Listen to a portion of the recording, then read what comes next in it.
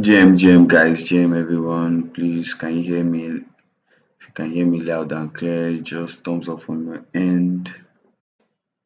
Please, thank you very much. I hope we're doing well, hope we're doing fine. You can just drop in the chat box how you feel today. And then today is a Monday and today is kind of um can be stressful. Some Mondays can be stressful.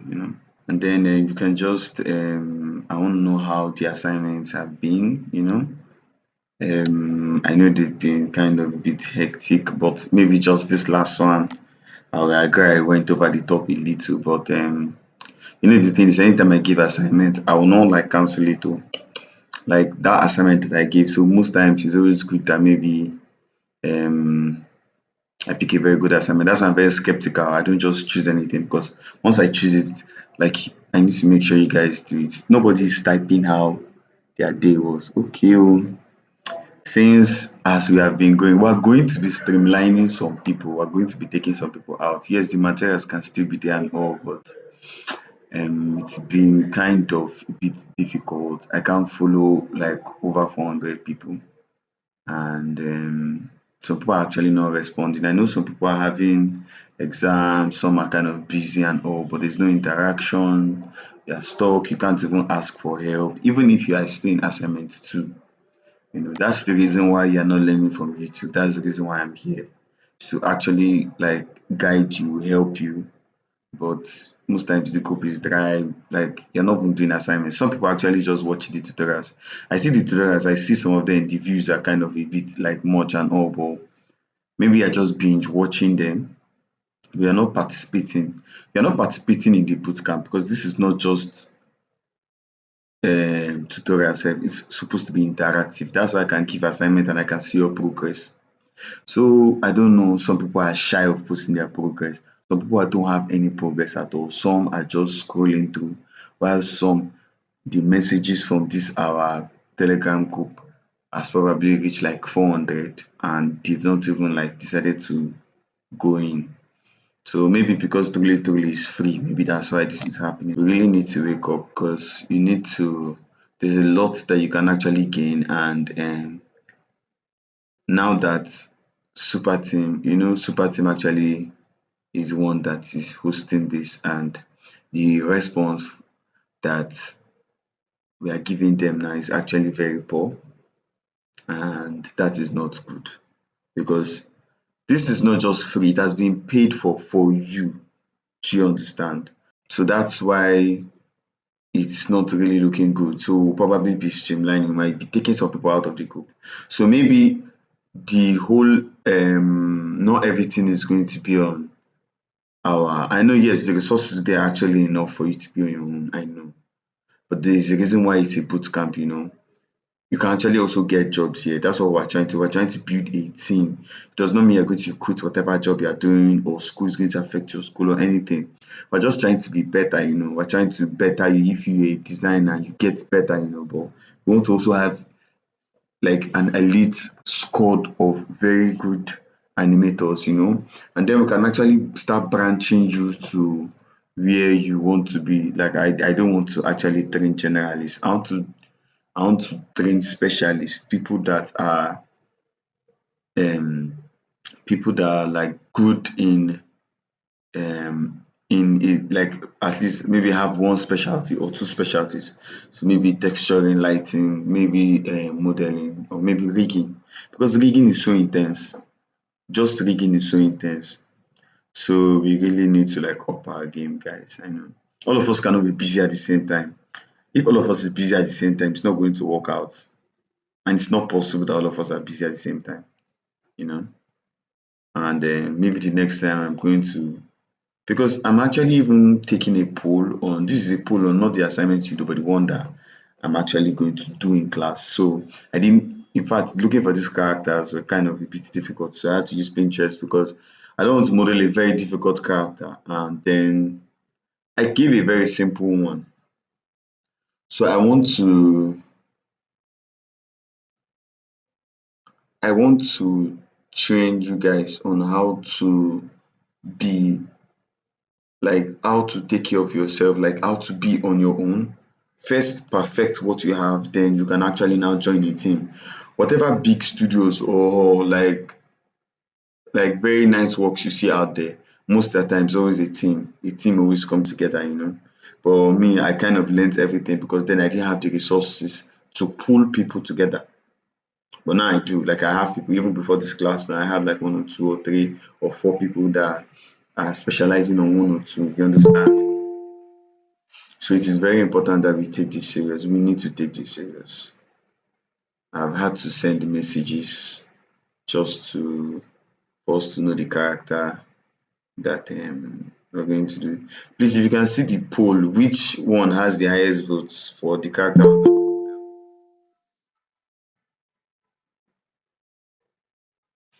Just drop in the chat box.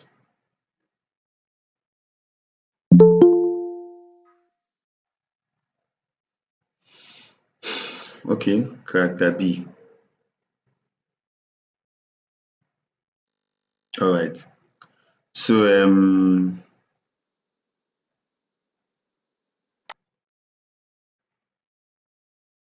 okay, so here's what we're going to do. This is we're actually doing with if you see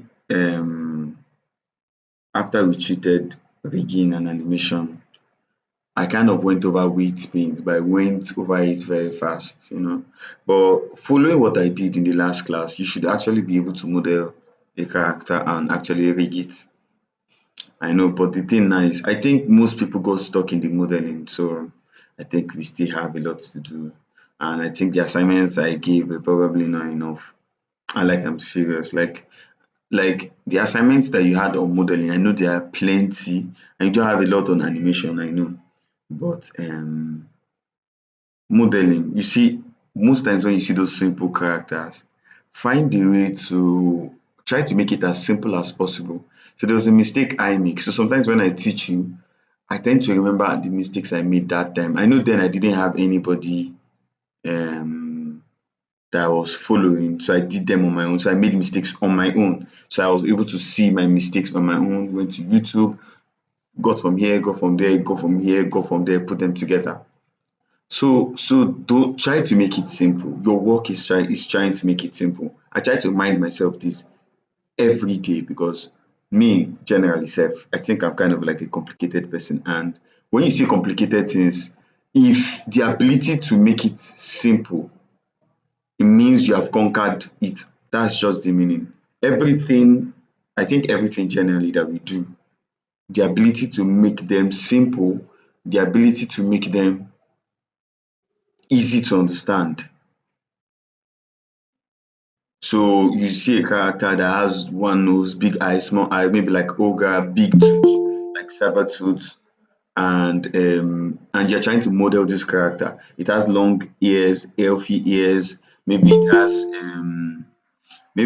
like eyebrows, like one eyebrow is bigger than one, hunchback, left arm bigger than the right arm, it has claws. This is a complicated animal. Maybe it has tails with spike at the edge of the tail. When you see characters like this, your ability to simplify them first, because everything is always going to be complicated from the beginning. That's just the truth. So now that you have been through all my classes up until this stage, when you see these things, you should be able to break them down. So now today, I'm not going to do much about weight. I'm going to teach you how to break them down. Meaning that if I can give you any other kind of assignment, you will be able to do it. So when you see a character, you're not scared. So which is very important. And there are complex other objects that you should be modeling before this animation. But the boot camp is slow. Um, I know, yes, I'm trying to carry everyone along, but also people that are stuck with problems, they are actually keeping it to themselves, you know, and I'm having to message them one by one, like, do you have any problem here? I don't think that is like really nice. So Let's just try to up our game. I know we can be busy, but try to meet up with the next class. If you miss this class, try to make the next one. Now, before this one and the next one, make sure you are done with the modules and the classes of the one before, so that when you are coming in, you can understand what's there. Make sure you are at least, so I don't expect everybody to be on the call, right? But you need to like, once I'm done with the class, like I know maybe someone's coming from work by 6 now. If you are coming from work by 6, you know, if you get home and maybe you do one or two another, make sure that day at least you can partake in the class, so that when we're asking questions the next day or the day after that concerning questions you have, you can actually tender them. If you don't have questions, it means you've actually not been doing anything. So that's just the meaning. That's why sometimes I see some people messaging me. Some message me directly and I tell them, okay, take it to the group so that people can learn. You understand? So please make sure you've gotten to the point where you have a lot of questions. When you have a lot of questions, it means you've been stuck. At some point, you but you being stuck means that you have gotten somewhere. You've left where you were. You understand? So for modeling, we are going to do something about modeling again. I need to, because that character is a simple character, and you should be able to at least you should be able to at least represent that character in the simplest form you know. If you got stuck in the modeling, then rigging it was a problem, then that would be better. But most of us did not even pass maybe getting to the arms and the legs of the character. So at least the character and modeling is a bit complex than that one. Since everybody chose, some people are still actually voting now. Okay, someone, just one extra person voted. So we're doing character B.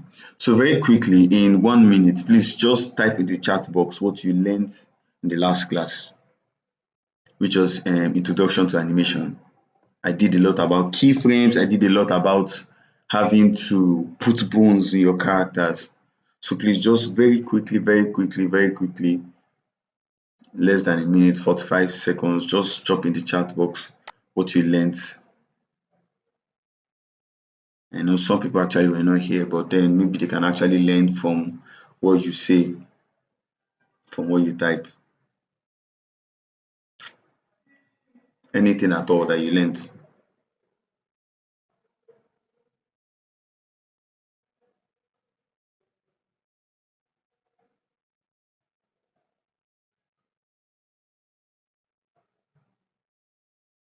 I'm waiting, I'm waiting.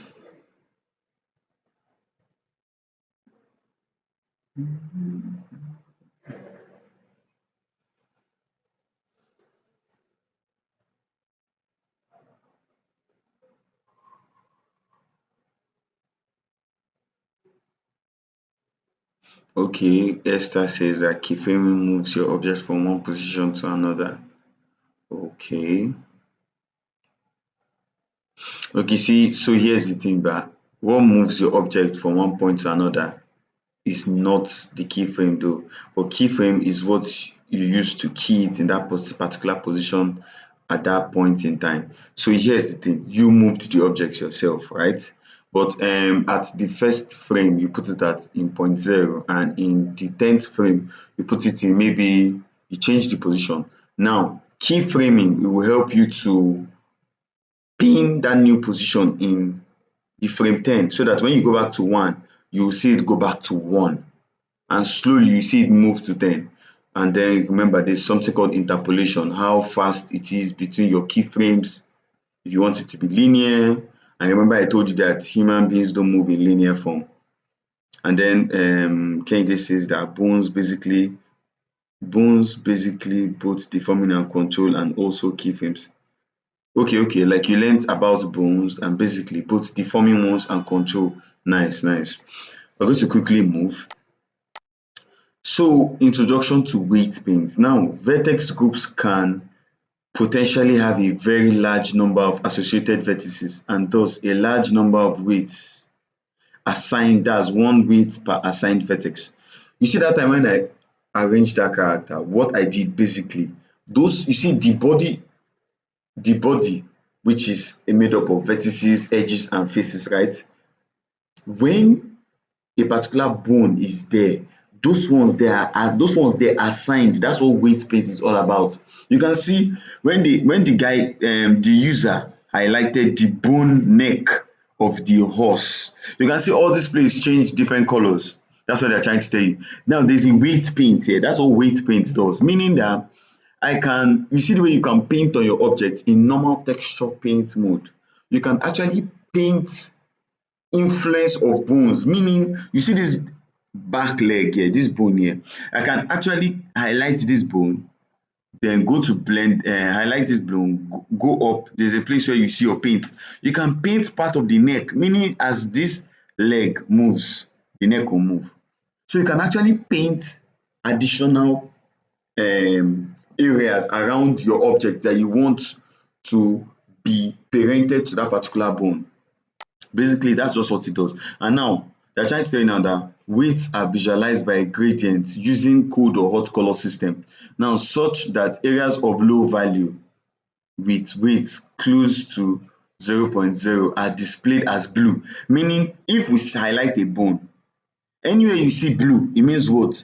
There is no influence of that bone on that particular area of the object at all. There is no influence at all. That's what it's trying to tell you.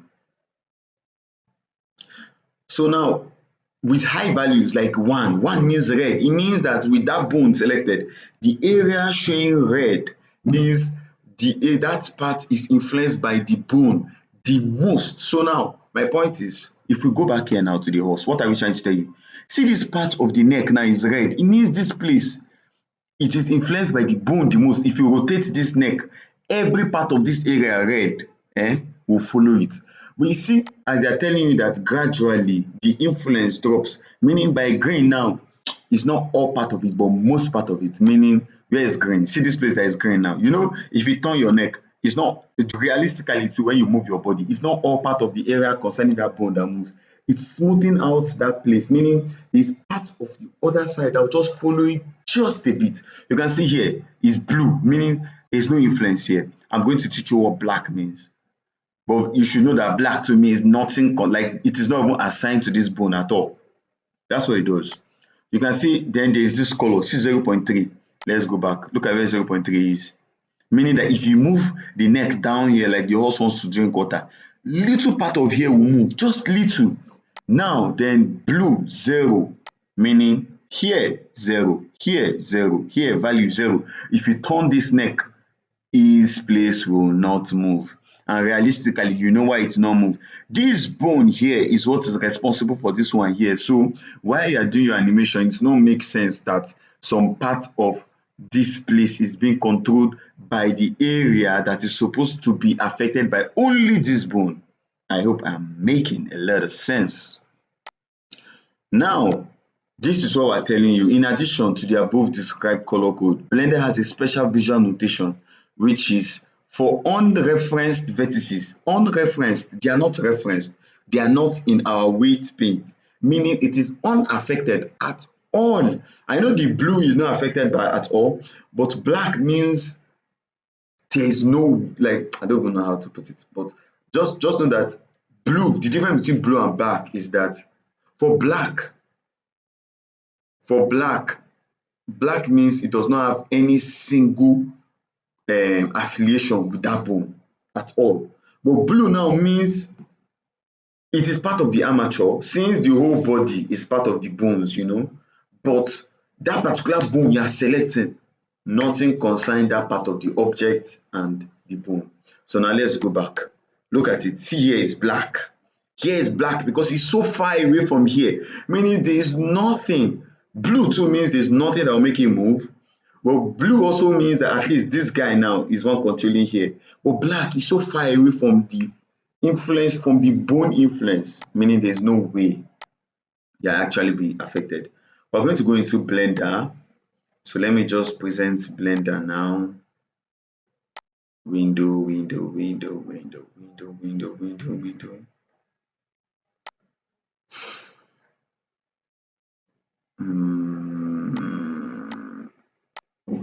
Please hope you can see my screen.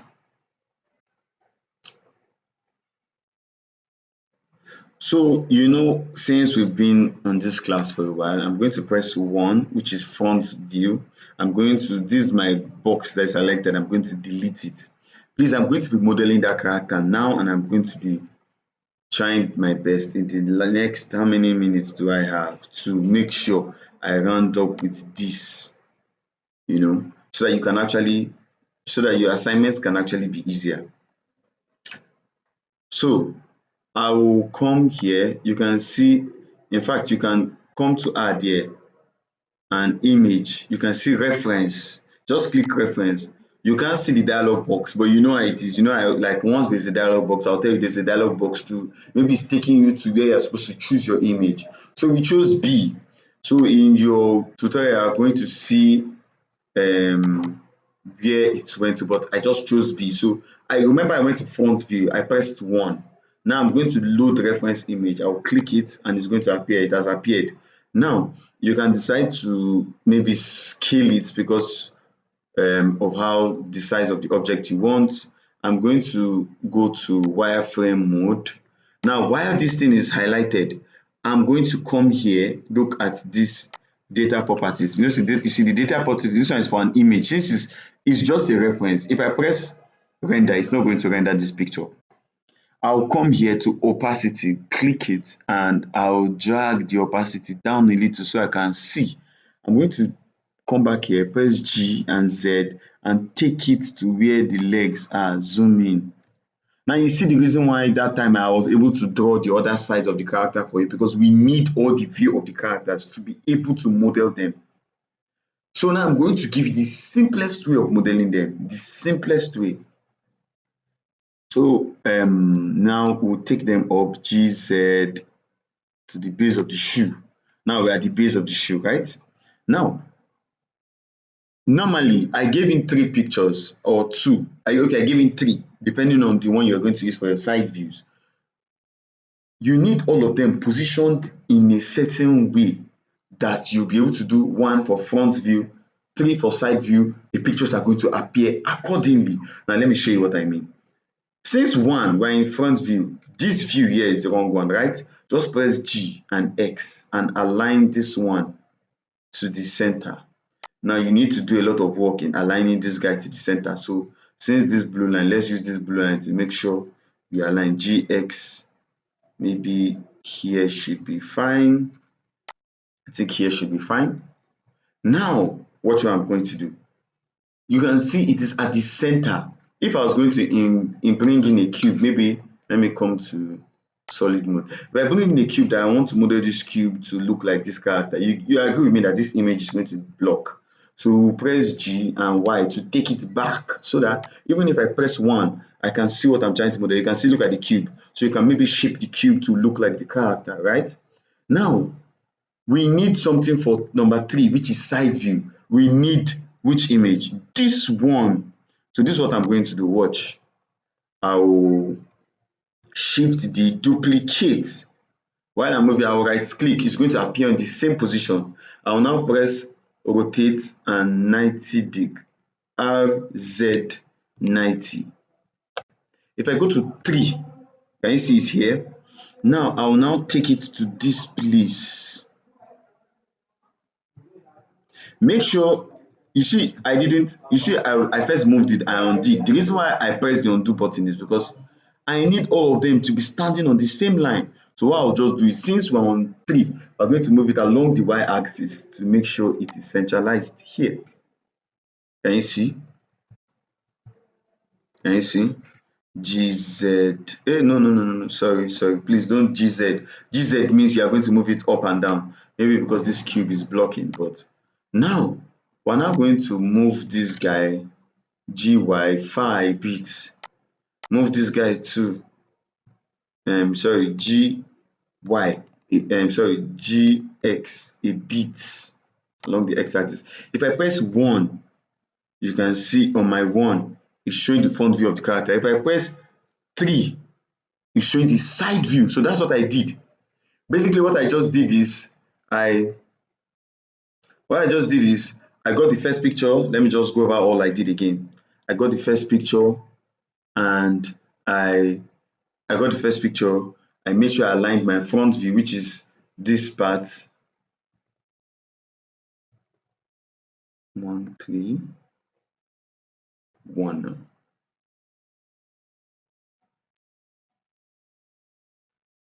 1, 3. Okay, okay. So there's a little mistake. So, but then basically what I did is this. I brought in an image, I centralized the front view character to be like this, and then I duplicated it, but I didn't move it. I didn't touch the Z axis because I need to make sure the base foot of the guy here is the same here. So all I did was moving them along X and Y. I didn't move them along Z axis, that's vertically, so that the base of the leg will remain the same. Let me remove this skip. Let me delete this skip so you see what I'm saying. Look, can you see where the leg is? 1. Can you see where the leg is? I'm going to press 3. Now, look at where can you see the leg is still on the line?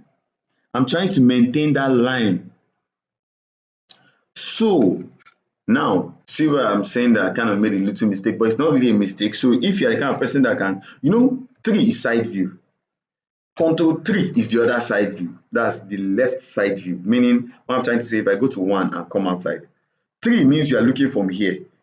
Control 3 means you are looking from here. You agree with me that if this is here, it means we are supposed to be looking from here. But let's just make it easier. So I'll press G and X to make sure it's only moving along X axis to take it here, so that our object will be in the center. When you press 1, it will view here. When you press 3, it will view here. Do you get me? Some people actually model characters from, actually they don't even need all this front view and side view. Like me now, if I was going to model this, since this character is actually very simple, I will not need the front and side view. But since this is what you are going to use, this is the elementary basis of actually modeling very complex characters. So what studios do is they get illustrators, they get people that can draw, and they outline their characters. Once they outline their characters, they push it to the people that will model the characters. That's how it is. So now this is 1, 3 is side, 1 side. It means we don't really have business with the back most at times, but I'm not really going to use the back because I don't need it. But I'll still use it to know how the character actually looks. Do you understand? And now for the tail, we are not going to use the front view. You know why? Okay, if you ask me this now, this is supposed to be your question. If the tail is going towards the character's left hand side, in the right side view, it is coming straight. So you see that the person only did it so you can know how the tail is. So you have to choose how you want your tail to be. Is it going to go left, right, or straight behind, which is how this right view is. The easiest way is what? Straight behind. So from straight behind, when you're done with the character and doing everything, modeling and all with the character, then you can now decide to animate it to go to the left like this.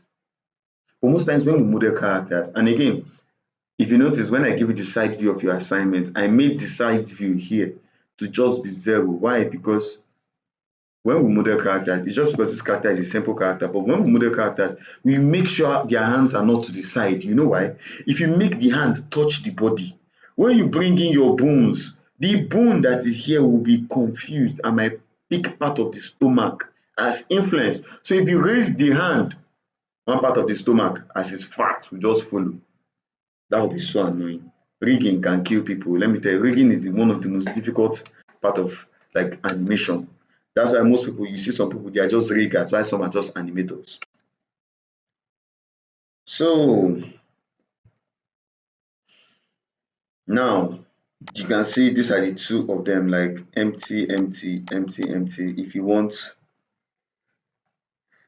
sorry, excuse me. So if you want, you can actually come over here and click on selectables and then just highlight, like deselect them from here so that you can't select them. You know, you're going to bring in objects that let's remove the light. You can delete the light to delete the camera. It's not a problem. We can bring them back. Now I'm in 1 front view. I'm in 1. At this point, save your work. Save your work. Save your work. It's very important. So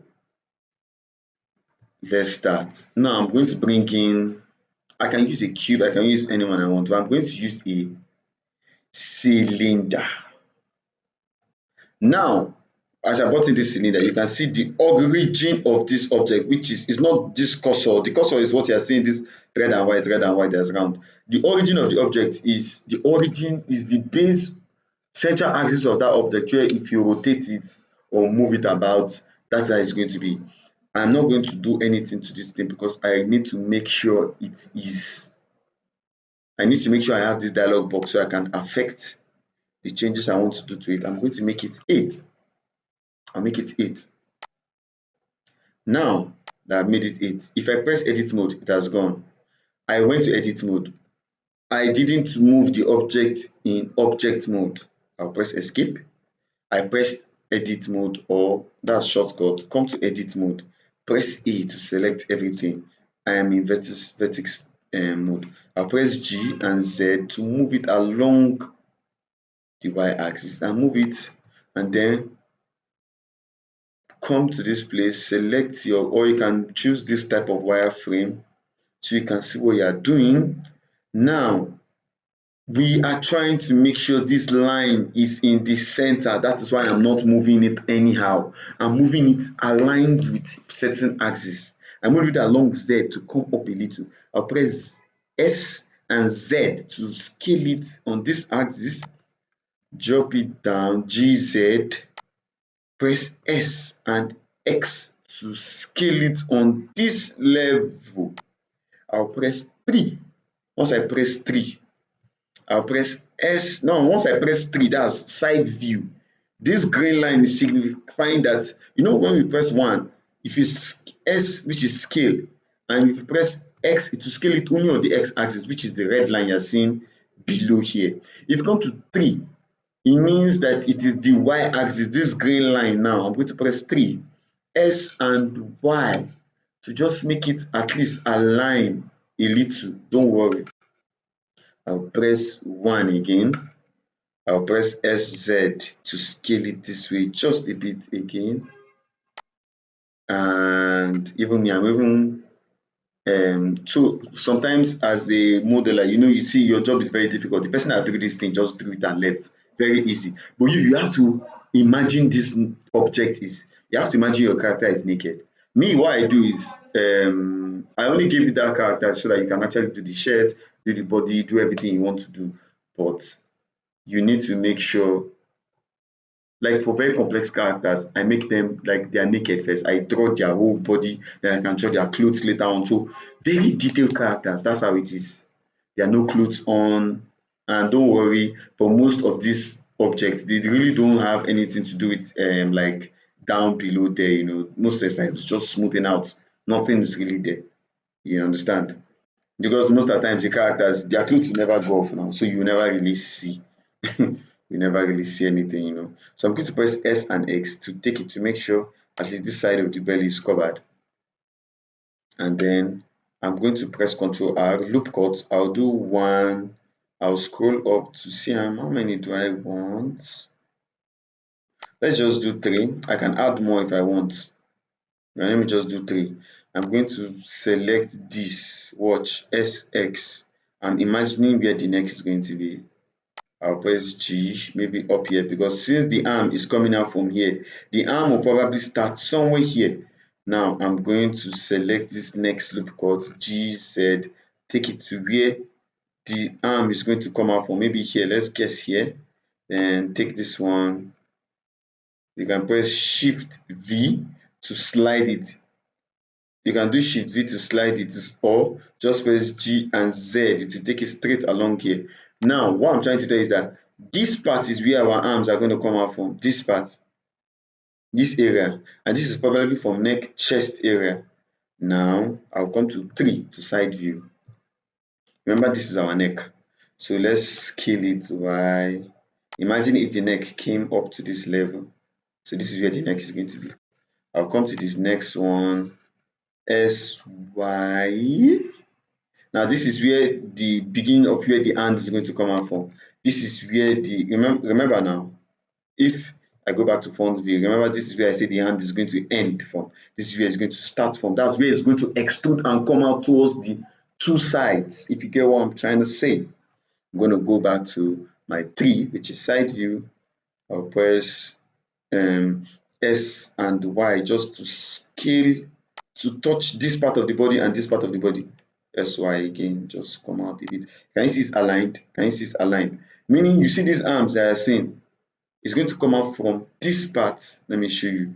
Let me take out extreme mode so you can see what I'm trying to see. If I press 3 now, I'm trying to tell you that this hand of the character will come out from here, here, here. Let me come to face mode and select it for you. This is where the hands will come out from. Can you see we have already done the stomach? Cute baby like stomach. Now I'll go back to vertex mode and come here and press X to scale it here. You see the reason why it is always difficult to have your character's hands touch the stomach. I'm going to improvise here because we don't want problems with our rigging, and I'm trying to teach you rigging in the simplest form. Rigging has made people quit animation, let me tell you. Some just said they will never ever rig. They wait for people that have done the rigging and then they will now come and do the animation themselves.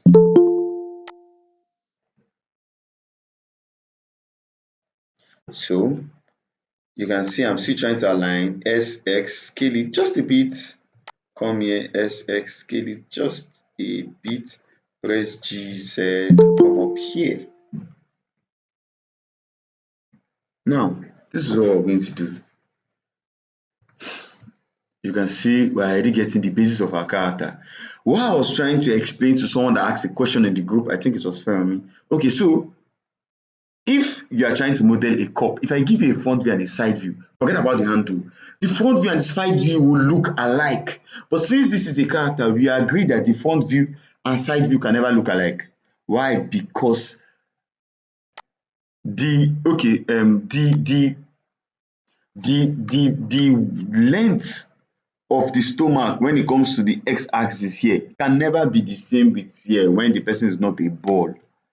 See, SY, I'll scale it down this way just a bit. We have to come to the wireframe mode so we can see what we're doing.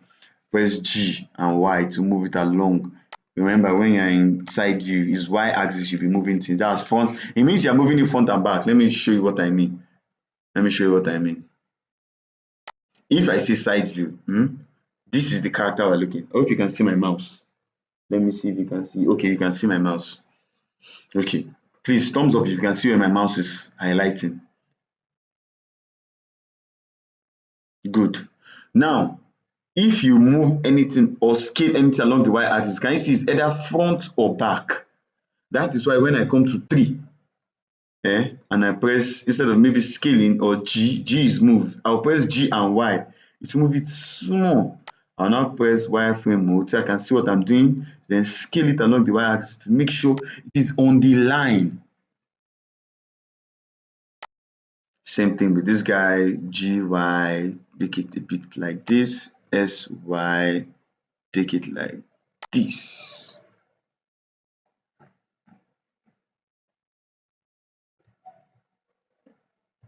So, simple character modeling. I've started. Please pay attention for whatever is supposed to happen next. I'm going to come to wireframe mode. Now, guess what? There's a trick I'm going to teach you. Once you select these guys, it did not select the back.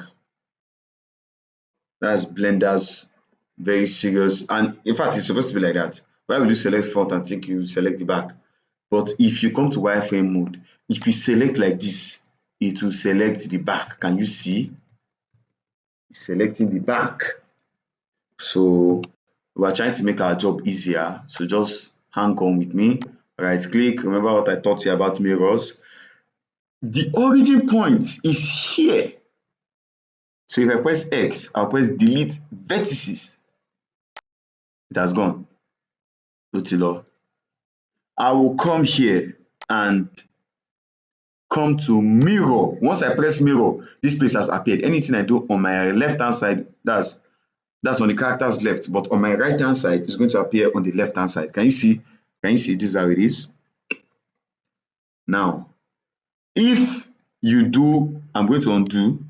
You can see the modifier. I will undo. I'm going to undo. If you press this X and delete and you bring in mirror modifier and it does not work, look at what you are going to do. Come to object mode, press Ctrl A and tell it to apply all transforms. That is the reason why when I brought in this cylinder, I never moved it in object mode. And I made sure my 3D cursor was in the origin of the world. They call it world origin. That's what it's called. World origin. That's what it's called. So now in this world origin, the origin of the object is at the world origin. That is why Blender can calculate that, okay, if you want a mirror, it will work. If your object, like now, if I move, okay, watch what I'm going to do. I'm going to move this to mistakenly move it in object mode. If I press mirror, it is not accurate again because even this one even worked, but most times it doesn't work. Can you see that the center is not even aligned with the blue line? Very wrong. Very wrong. So I'm going to undo. Now I'm going to press edit mode. Come here, Ctrl A, all transforms. It will make sure everything comes back to 0. The origin of the object is in 0. And when I mean origin of object, look, if I rotate it, it rotates around the origin. That is why we make sure origin is in 0. I'm going to press escape because I don't want to rotate and spoil what we are doing. Of course, I'll press edit mode. Whether you do edit mode or you're in object mode, your mirror modifier will work. If I press edit mode, can you tell the one that is mirrored, which is this guy? That's one that is mirrored. I'm going to come to the side view. Now just watch me. Look, for normal most characters, for the one I gave you a hint. I gave you a 0. Your 0 is supposed to fit in this box. Let me come to 3, which is face mode. Your 0 is supposed to fit in this box. That's what you're supposed to do. Now I'm going to press GY. Okay, I can move it along like this just a bit. I'm trying to get a circular shape because I'm trying to take out the arms from here. Now just be with me, don't worry. It's not going to be very confusing. I'll go to 3, which is face mode. Select this face, right click, loop cruise, circle. It has changed the shape. Can you see? It has changed the shape. Now I am going to press E to extrude. Can you see both of them are coming on both edges? Can you see? Left and right. That's very nice. If you click this, you'll be able to see it like as if. But then sometimes I like to do this so I can see the demarcation. NB, please note your clipping should be enabled. Now let me tell you what will happen if your clipping is not enabled. If I come to vertex mode and click this part of the chest, if I do like this, can you see it to open? Look at the rubbish. Nonsense. If you press clipping, if you do this, it can't separate. It will never be able to bypass any part of the x-axis. So you can only go Y, Z, and Y, GY, enter, GZ, enter. So it makes it very accurate when you're doing your characters. 1 and you see, because of this thing we did, this place came inside a bit. Can you see? If it didn't come out with our stomach again, but don't worry. This was something I was supposed to actually take note of. 1, 2, because the character's hands is coming out, which is not supposed to be so. So I'm going to press R.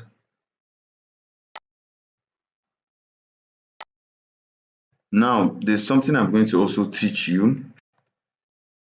Most times when you model, let me teach you something. Like, always keep previous ones before you make mistake. I actually made a mistake. So now, normally, this is not a complicated character. It is a complicated character. Since me, I'm used to modeling normal characters and their arms are well defined. This one's arm is not well defined. So I'm going to undo to when I did, till before I did loop cut and circle. Undo. Good. Most times you will not have the lock scale of this because your undo has limits. Can you see? See where I came to? I'm back here. What if it was here? That is why you come here, name your character. Since it's character B, enter. Now with this character B, once you get to this stage and you see I've gotten to this stage, this is what I would have done. I'll shift there and duplicate it. Once I duplicate it, I'll right click so it goes back to the same center. You can see there are two objects here. There are two objects here. Can you see the other one is here? I will now off this one so I can now continue. So most times I can have character B 0.001 to character B 0.006 depending on every major change that I make. I wish someone actually told me this because there are a lot of characters I gave up on modeling that year because I nearly just died and it was just very, very difficult for me. So now remember we took it, we made it a shape. Now you can see the stomach is still aligned at that time. We're going to press extrude now. When you press extrude, you can see both of them came up from the same place. And now with this extrude, you now right click and circle.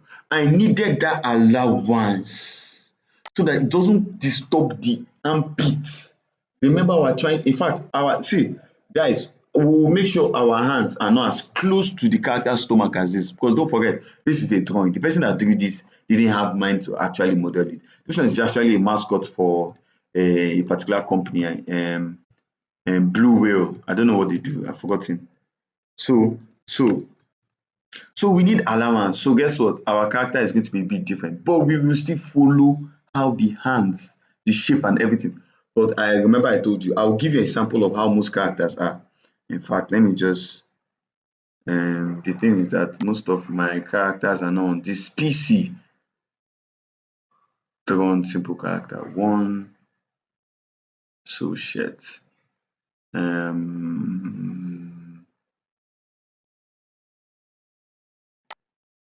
Okay, vector size character. So the one that is on this particular computer is the assignment that one of the assignment that I gave. So most times my characters are, their hands are spread apart in T pose or A pose.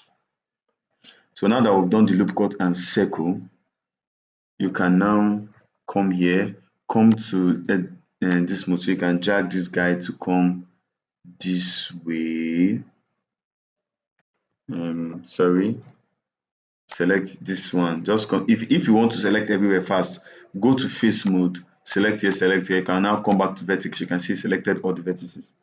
We can now maybe scale it on the Z axis and press E to extrude and rotate and drop down, rotate and scale a bit. Now we're going to hold Alt and click this whole part to select this whole part of the loop cut. Come here, take it here, and I'm in front view.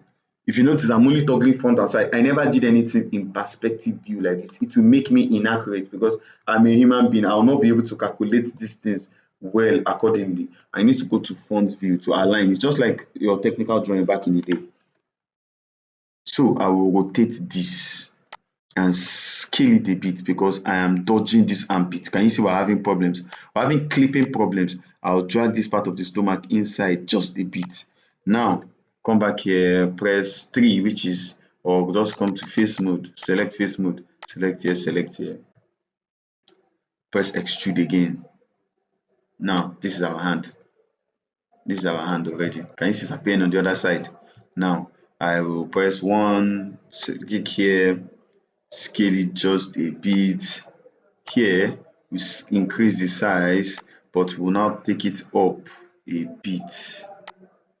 I just press G to move it left, but you can see because I'm in 1, which is front view, if I press G, I'm only moving it along the Z axis, which is up, GZ or GX. That's if I just press it moving like this, it will never come behind because you are in 1 view, which is front view. If you come to 3 and you move it like this, it will only move which is left, that's front and back, but and up and down, but it will never move left and right.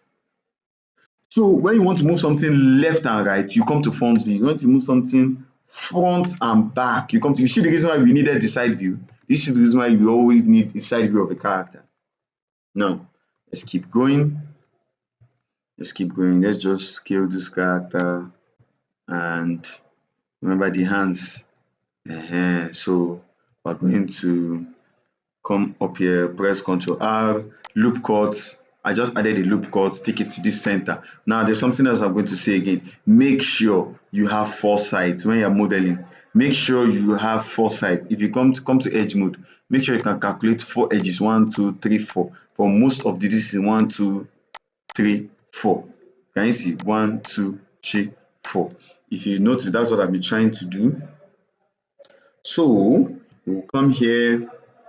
I'm going to press object mode. That is character 1. That is B001.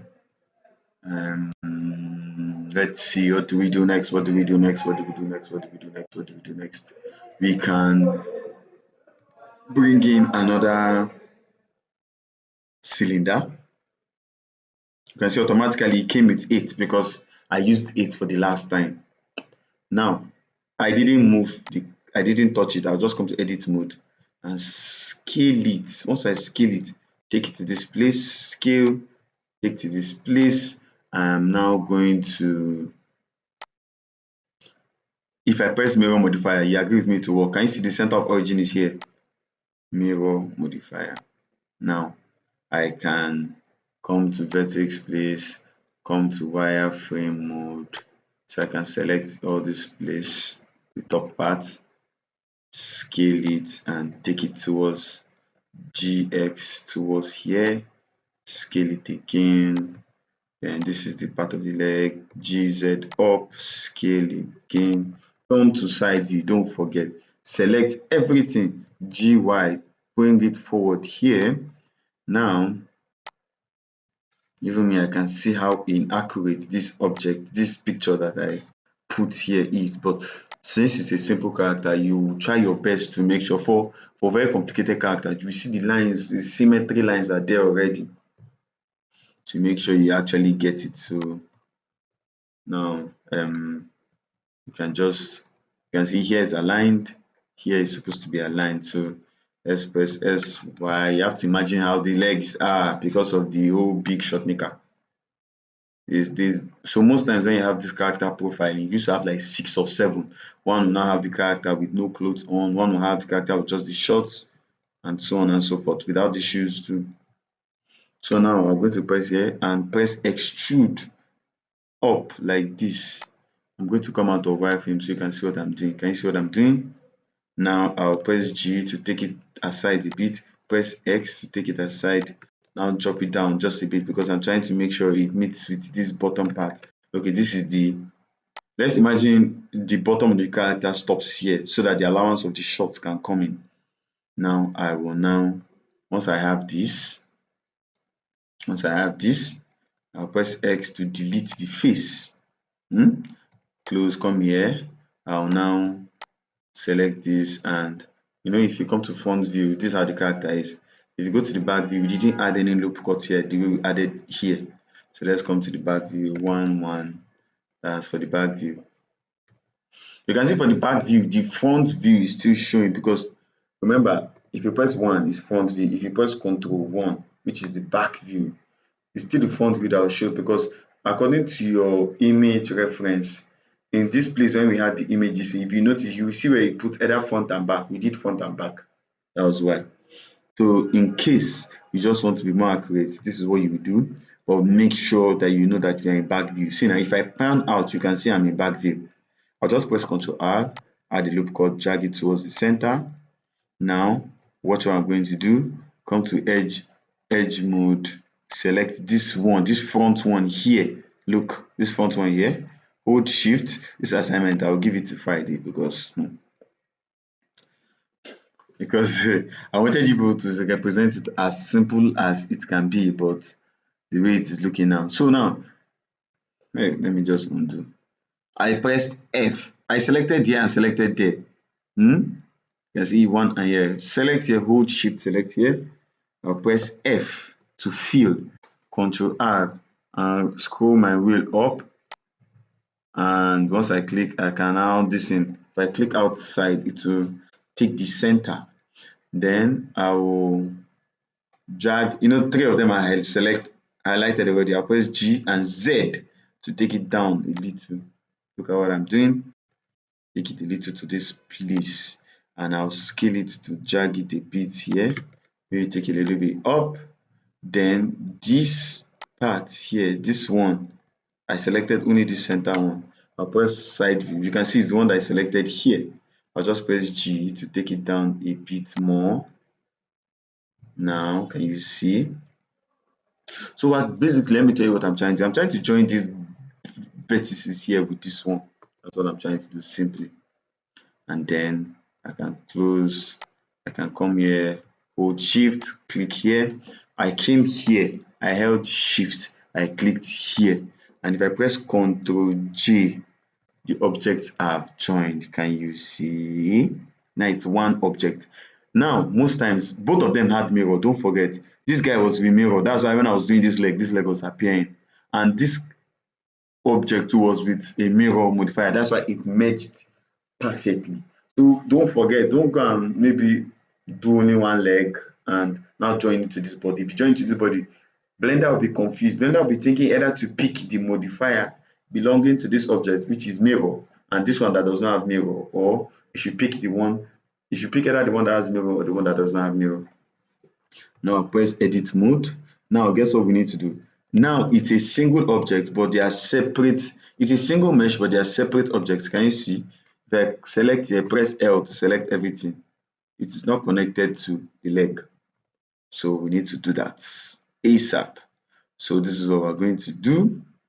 Now I'll come to vertex mode. Please, I'm going to send in another link for the continuation of this. So immediately this goes off, I'm going to drop another link so you can join me so we can continue. No worry, I'll put the attendance in the second one, in the second class. Sorry, I'll put the attendance in the second one because the other time I had people coming in and saying that they didn't meet the attendance when they came in the second class. So please just join in. Immediately you join in, I'll wait like 5 minutes, 10 minutes, or 15 minutes and just put it in so that everybody can just get it. Yes. So please, so just join in immediately this one goes off. Yeah. Welcome back. So sorry. Even me, I know like normally this character is not supposed to take that long, but then I'm having to explain every move so that you can actually do your assignment. And since I want your assignments to come out well, I'll probably spend a lot of time in trying to make sure at least, even though if you don't complete this character, but we're going to model this character. Remember, I needed just modeling simple color on your character because I made them to be basic colors, make your character wave, and that's all, you know. So that's something that we need to like that we need to know taking from this class, you know. So I'm going to be welcoming a lot of questions while I go on. So I want them to, you can drop them in the chat box. And in case you are kind of a bit confused, you can quickly unmute your mic while I go on so that I can explain anything that has been confusing to you right now, you know. So yes, so now if you zoom in here, you will notice that the edge here is clashing with this edge of the leg. So guess what? We'll press G and X, take it to the center. Now watch what I'm going to do. This is calculation. I'll come to edge mode. I'll calculate the amount of edges that are available for this hole to fit in this hole.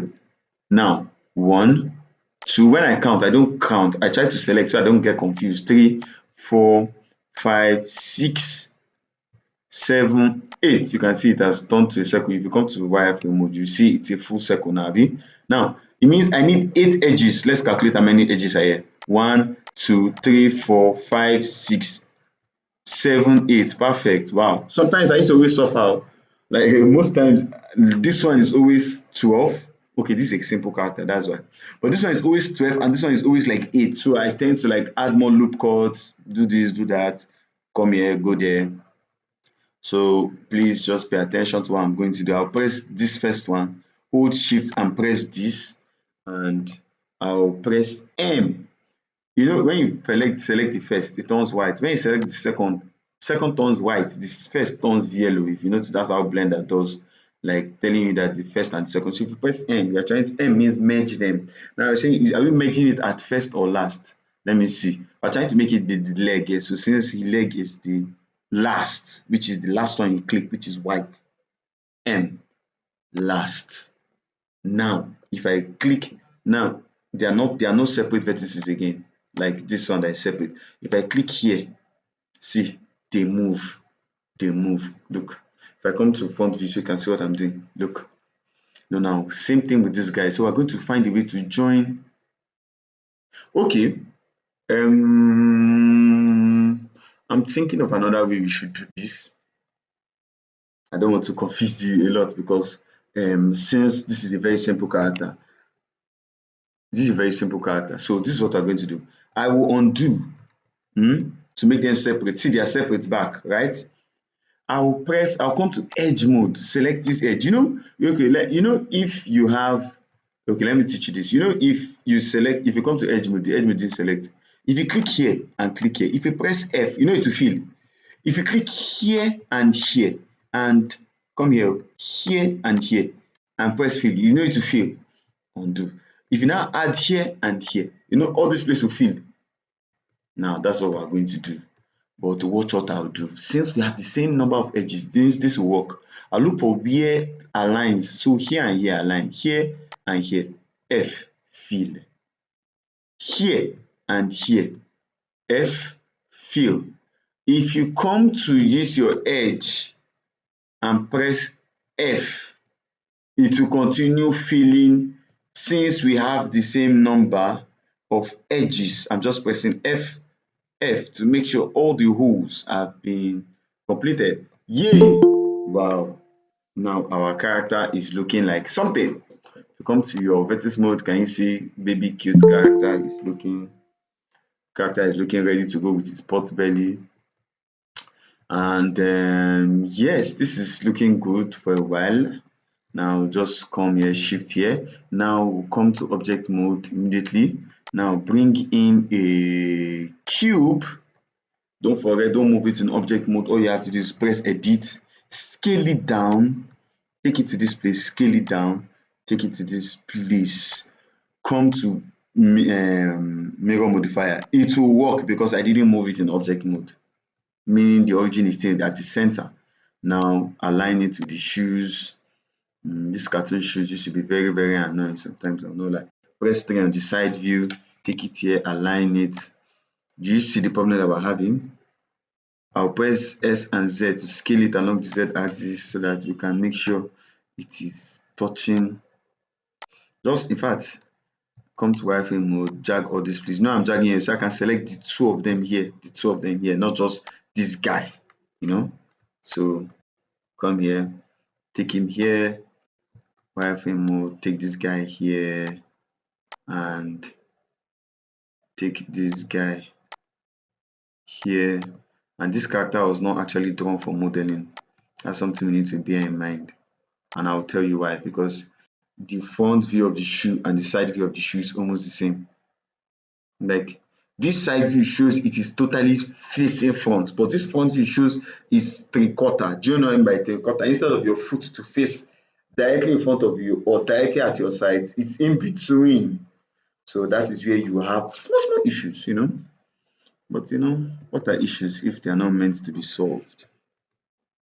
So because of that, I'll drop this one back because of the uncertainties of how this shoe is. Now we will come here to the side view, press G and Z to take it down here. Now select G and Y, bring it here, you know, to make sure it aligns to this place. Why? You know, my side view. Now, you don't need to drag this one to this place. Don't worry. Just take it to where this part of the foot stops. Yeah, the laptop is falling. I don't know what's up with my laptop stand. So, okay.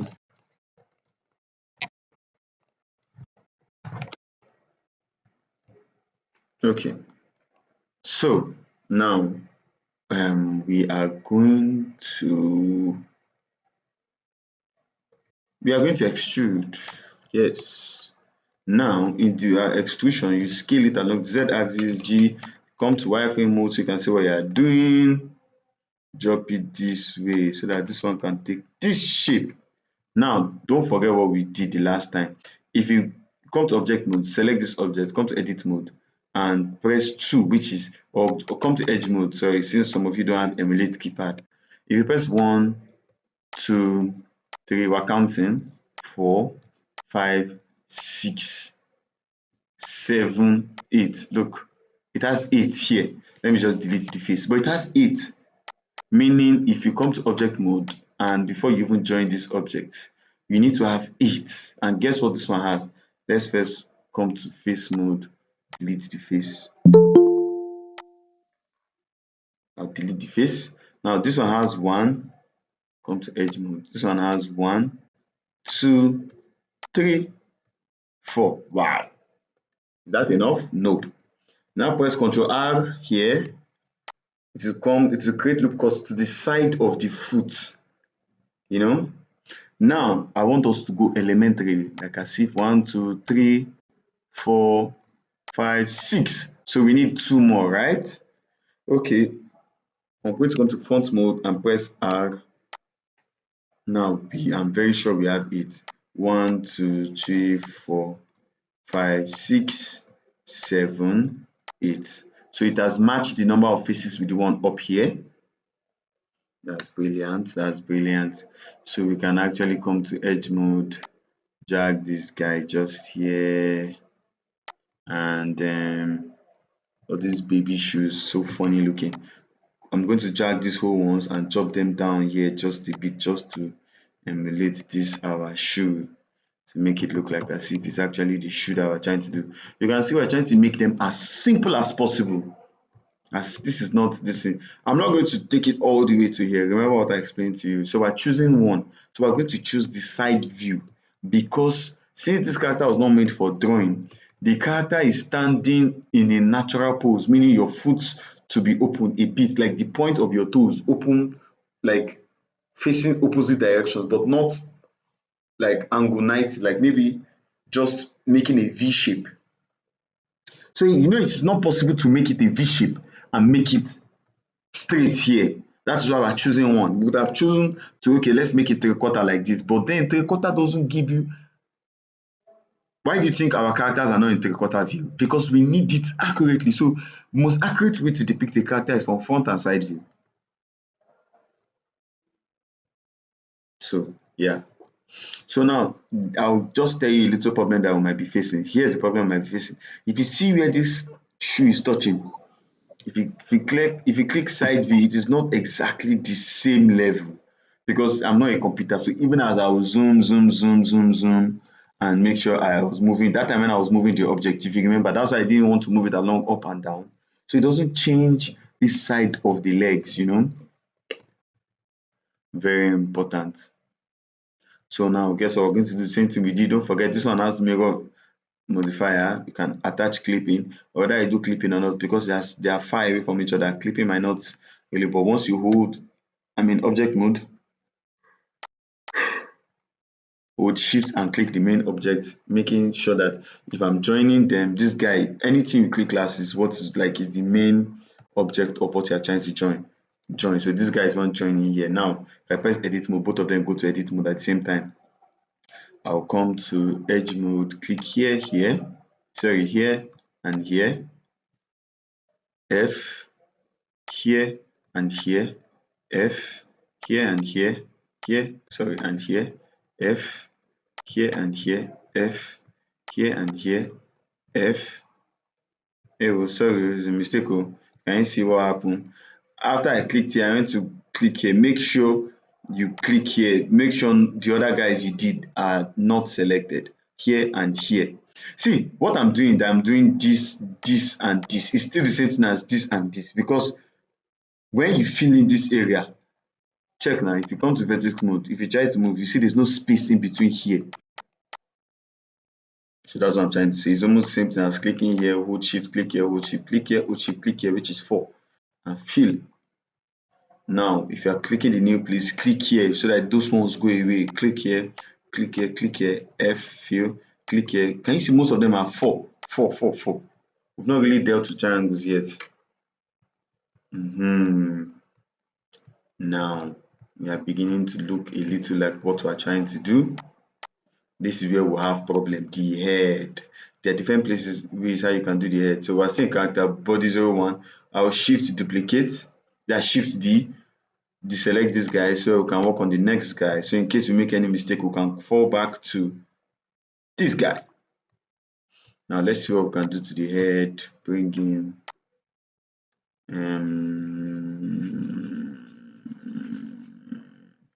oh my god, tail, tail, tail, tail, tail. I'm not used to modeling tail, so I'll not forget. We need to do tail. So I'm going to hold these two, press G and X to move them to the side just a bit so that I can make use of this place. You know it's mirrored, so if I extrude here, sorry, you know it's mirrored, so if I extrude here, that side will come out, don't forget. So take here and move them. I hold shift and V to move them along this line, you know, and then come outside to see. And there are no vertices around here. We need to create vertices around here, but there's no problem. We'll do that. I'm going to let me undo. Okay. I'm just holding these vertices, this and this. Press 3, drag this side so you can fit in the part of the character a bit. Drag him here. See what I'm doing? I dragged it to this part of the character so that the tail will appear from here. Can you see what I did? Yes. So now, automatically, these two guys that are up here, they should fit in this part of the tail. So that if you now press face mode and press this face, if you press extrude, can you see your first extruding is following this place? All you have to do is scale, take it this way, rotate, extrude again, move it up here, scale, side view. Don't forget, we decided to pick side view. I'm just trying to scale. I'm scaling along Z axis and scaling along and rotating it. That's what I'm just doing. Rotate, scale, take up. Now it's facing this way a bit small. Just take it like this. Scale, take it to this point. Scale. So, and then what we have to do next, most easiest way we can do this. So we need a loop cut, we need a loop cut, we need a loop cut, we need a loop cut. If I press Ctrl R, let's see where it will go. It will go, if I press Ctrl R and it will create a loop cut right like this. Is this what we want? Should we do this? Now, if you notice, I'm not just creating loop cuts, I'm making sure there's an edge flow. If I press Ctrl R, there's a loop cut following. If I come here, the side of the arm, shoulders. If I Ctrl R, I'm not clicking anything, I'm just hovering around. So now there's a workflow, meaning that if you put a bone, what it's trying to tell you that part of here, there'll be a smooth movement between here and here. And you can see this part of the leg is controlled to this part of the center. So that's what loop cuts do. So maybe we need to, now someone will probably be asking, why am I creating loop cuts? Do you know why? I've seen there is a divide here. And I'm trying to represent this divide the best I can. So I'll come to face mode, hold shift here and shift here. And press extrude, scale it like this. Now select only this guy that is up and okay, I will extrude only this guy, take him up here, come to this mode so you can drag things to be here, drag this one to be here, Ctrl R so you can drag, come to wireframe mode so you can drag the other guy. So you see, so basically what we were doing that time.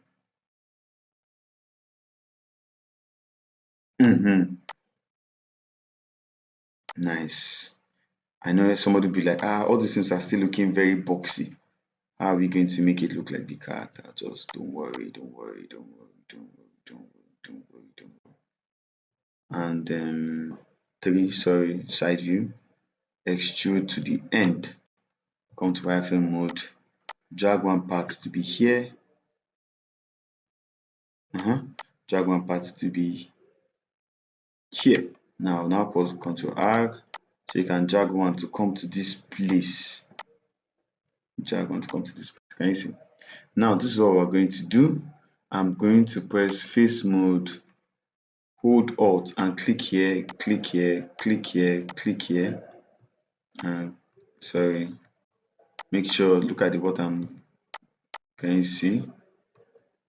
So the tail is looking too fat. Is the word. Sorry, undo. So I'm going to press G and X to take them towards the center a bit. You know. Now I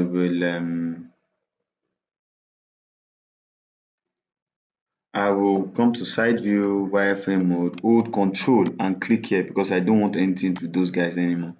I'll press vertices so that it's easier. Now with vertices, it should be fatter a bit. Come to this place, hold Alt and click this loop cut, SX. So now let's make sure these guys are in order. Bring him down here. Don't be scared, don't worry. There's something, once we bring in subdivision surface, you will see that our character that I've been doing actually makes sense. But for now, you might not really be able to tell. So we've joined our shoes. We want to do our head. Before we do the head, this is what we're going to do. I will come here and add subdivision surface. Just watch what is going to happen. Take it to 1.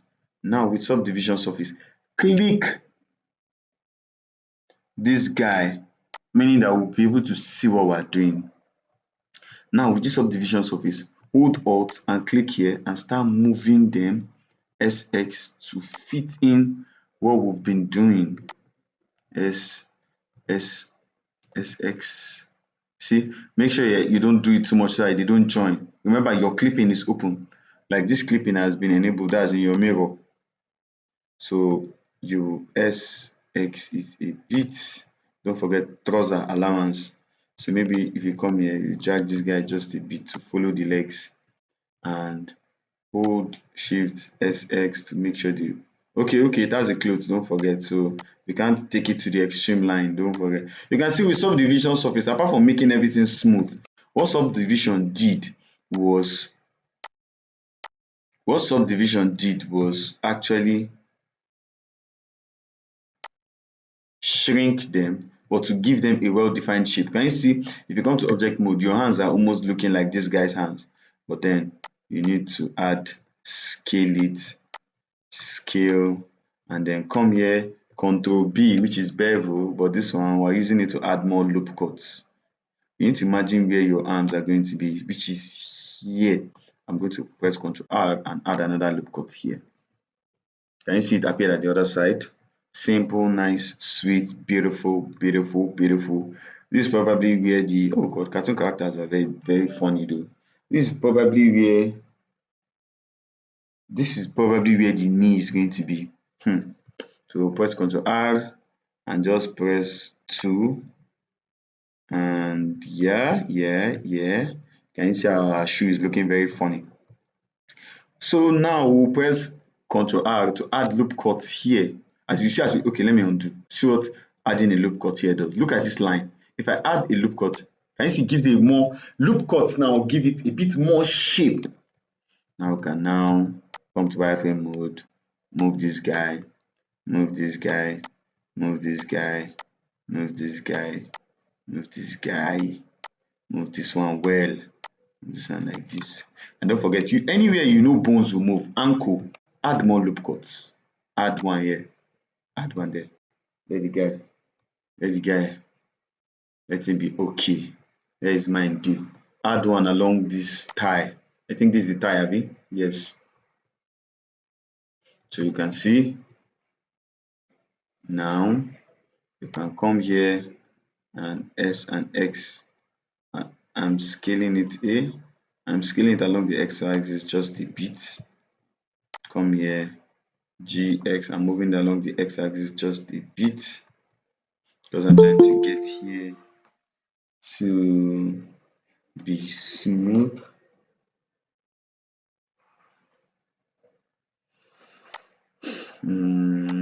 Okay, someone was trying to join the call. So basically, if you can even model characters like this, you're a 3D animator. If you can model and animate characters like this, if you like, let other people be doing dragon. Or everybody have their specialties. Don't forget, specialty now is where people will start knowing you for the one that you are doing. You can see. So I'm trying to get that circle shape. So I went to wireframe mode. I did not just click like this. If I click like this, I won't pick this guy. You can see anytime I go to wireframe mode, I'm just holding Shift and Z to go to wireframe mode because it's not easy to be saying wireframe mode every little time. So now I'm adding this loop cut here so I can scale this one. You know, the shoulder bone will stop here. So this one now, let's scale it. I'm just pressing S. I'm not adding any scale to it. Pressing S to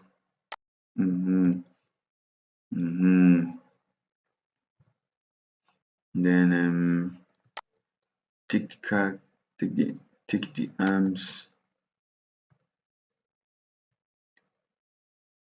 a bit. No, I'm holding Alt and clicking this place. Bring it down.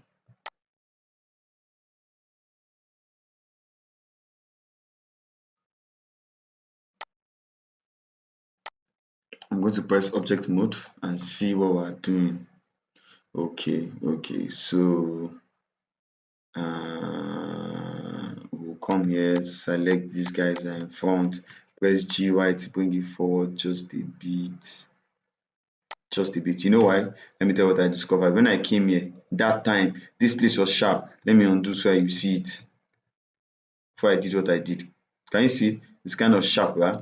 But when I now did these things, I selected the loop cuts here and I brought them forward. I just pressed G and Y to bring them forward, to almost align itself. You know, if you're trying to get a curve shape, this place should not be sharp. Like, because I know we are going to add loop cuts here, but it does not mean that place should be sharp. Please make sure. So now you can see we're supposed to add loop cuts here normally. We're supposed to add loop cuts around like this. And the waist, very important. Just add one loop cut here. Very, very important because bending of waist is very important that it has loop cuts. Or maybe you can, okay, we can go forward. Let's go out. There's no time. We're going to bring in should I do cube? I'm trying to represent this character the simplest form. Let's do a cube. Let me first come to side view and see how the shape of this character is. So we're going to just drop eyes on top. That's what I was trying to expect you to do in that my assignment. I don't want anything extra. Remember, I didn't move it. I only went to side view. I did not move our object. Why? Because I know I'll still do mirror modifier. Please. So I'm going to come to edit mode. I'll press Ctrl R. If I right click, it will come to the center. So if I go to wireframe mode, I will just select these guys, these bad boys here, delete vertices. Remember, it's just vertices you want to go. Now you see the reason why I created the loop cut before I deleted the left hand side, so that there will be a line here where, like, okay, let me undo, so that if you delete it, it will not just be these guys that are here. This one will be here too for symmetry. So now I'll delete the vertices, bring in mirror, and I want to take it to the head. I know I went to object mode, but don't go to object mode. Come back to edit mode, select everything. Just press A to select everything. GZ, take it to the center. Now you can now come to subdivision surface. Wow, we have run into a problem. I'll explain to you. So now, when you want to apply a modifier, to it, because we need more vertices around the head. You cannot just use normal cube. If you apply it as a second modifier, it will tell you applied modifier was not first. So since it was not first, the result may what? Not be accurate. I'm going to undo. You know, the first modifier here is this one here. So let me tell you the problem.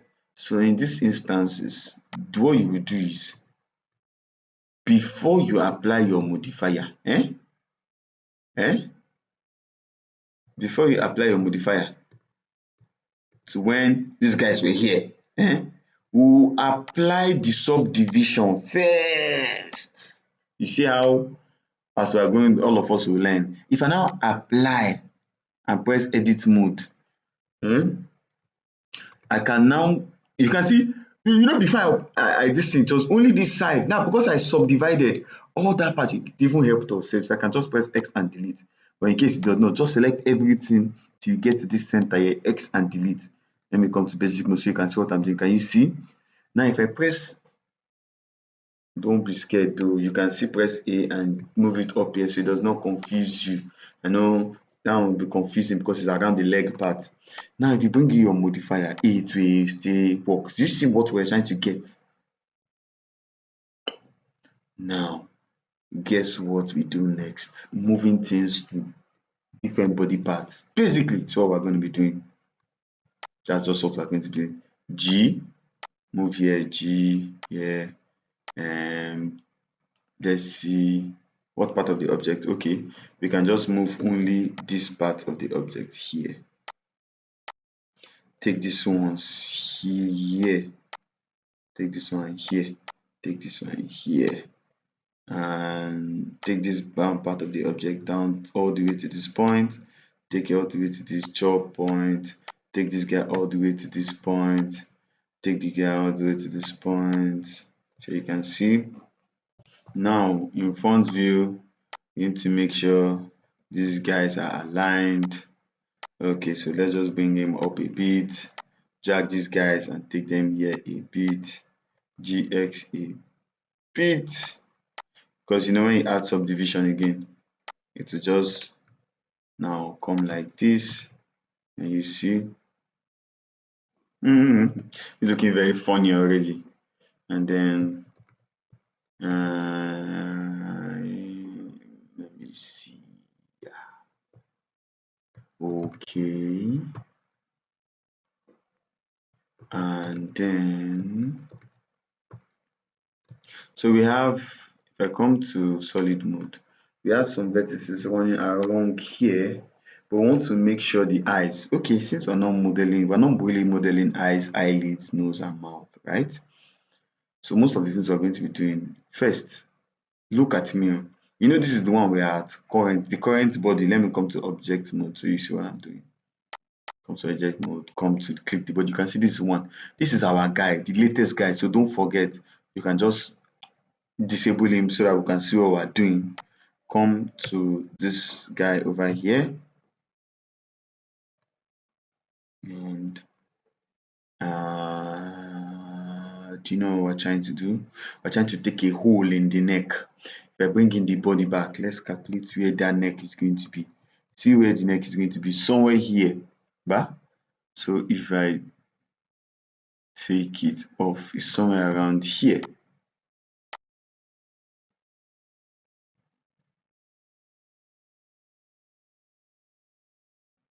So this is what we're going to do. If this is front view of the head, we'll come under. Coming under means you just press 7. Stop view, Control 7. Control 7 is what now? Is the down view. You can see that's below the jaw. Let me press Control 7 again. I'm going to press K, and I'll just do this. K, K, enter. Now I can come to face mode, select these two faces, X, and delete the face. I can see it just created a hole there. So that when we bring in our body will be able to, it's too big. Oh, I miscalculated it. But guess what? You don't have a problem. Why? Because whatever is the problem, you can actually fix it by dragging your vertices. You see how? Hey, whoa. Clipping, please, please. Even me, I've made the mistake. Do you know what happened now? Let me just show you what happened now. I was trying to move it forward. This is what I did. It separated. This thing can cause serious problem. This thing can cause you to swear for people. This thing. So I will undo. And mind you, someone might be saying, if it was this difficult, how did I bring it as an assignment? As an assignment, I wanted you to model the objects one by one, like each part of the object, like the hand now. Just model it, put mirror modifier, you have done hand. Just put cylinder, put subdivision, you have done hand. This is how to model characters normally. That's what I'm teaching you. But that one is just put head, put body. That's what I wanted. That was all. So of course, I was not expecting you to like get it up to this point, because there's a point which is this point where we will now model character. So now this is the modeling of the character. You see, modeling of character, this is it. So now you can see I'll just take the G along here, G, clipping please, GY, bring it to this place, and G, take it to this place, G, take it, G, GY in this place. So so now let me tell you what we will do. Out of this place here, we will, because we're trying to make it realistic, because the person that drew this thing did not suffer, it's with our modeling that will suffer it. We'll take these things up. Watch, look at what I'm doing. I took it up, scaled it along the x-axis. Take it up again. Don't worry, I know what I'm doing. I'll press extrude again, so I can join this neck. If I press 3 on the side view, don't worry, you see what I'm doing. Then SY, scale it here, carry this guy, bring him here, carry this guy, bring him here. You know, I'm trying to follow the line here. So now this line, take him up here. So can you see what I'm doing? So I just created an extra loop cut. See, extra loop cut, GX.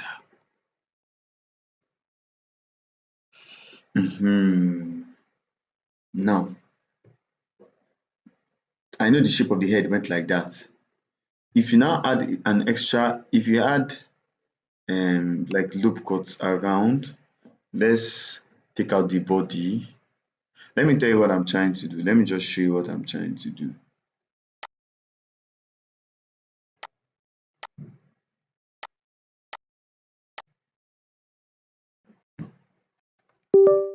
So if you notice, since the head is like this and the body, okay, because of time, let me just tell you what I wanted to do. And the body is like this.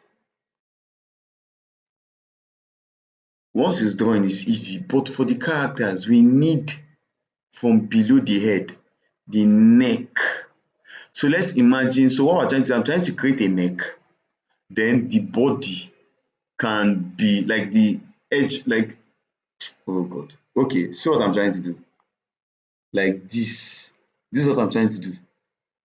So the head will still cover the body, but I wanted a neck in between so it can join with this part of the body. That's what I was trying to do. You don't have time for all that, but that's how to model. But I'm going to do it exactly the way I wanted you to do it. It is just drop simple objects that actually look like it. That's for the head, because the head is taking a while and I need to make sure I finish this thing. And if I don't finish it, it will be in the recordings. I was really wishing I finish it though.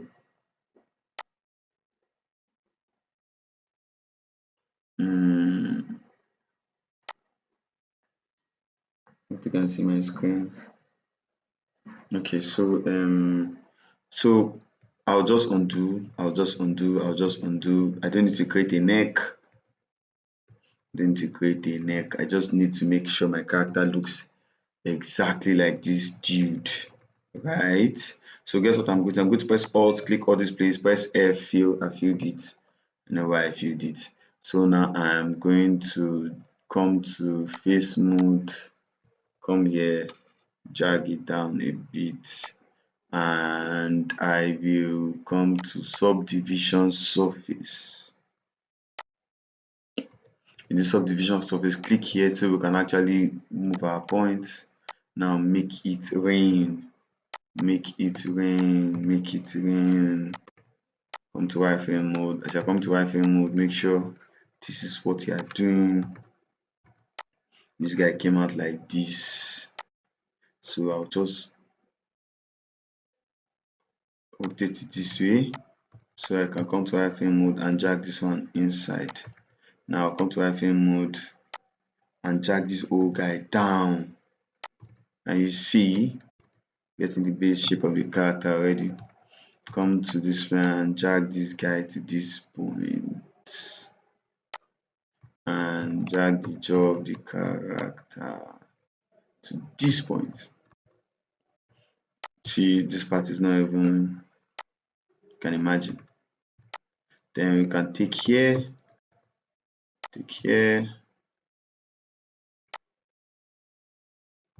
and then maybe the only special thing we're going to do is the eye, is the lips.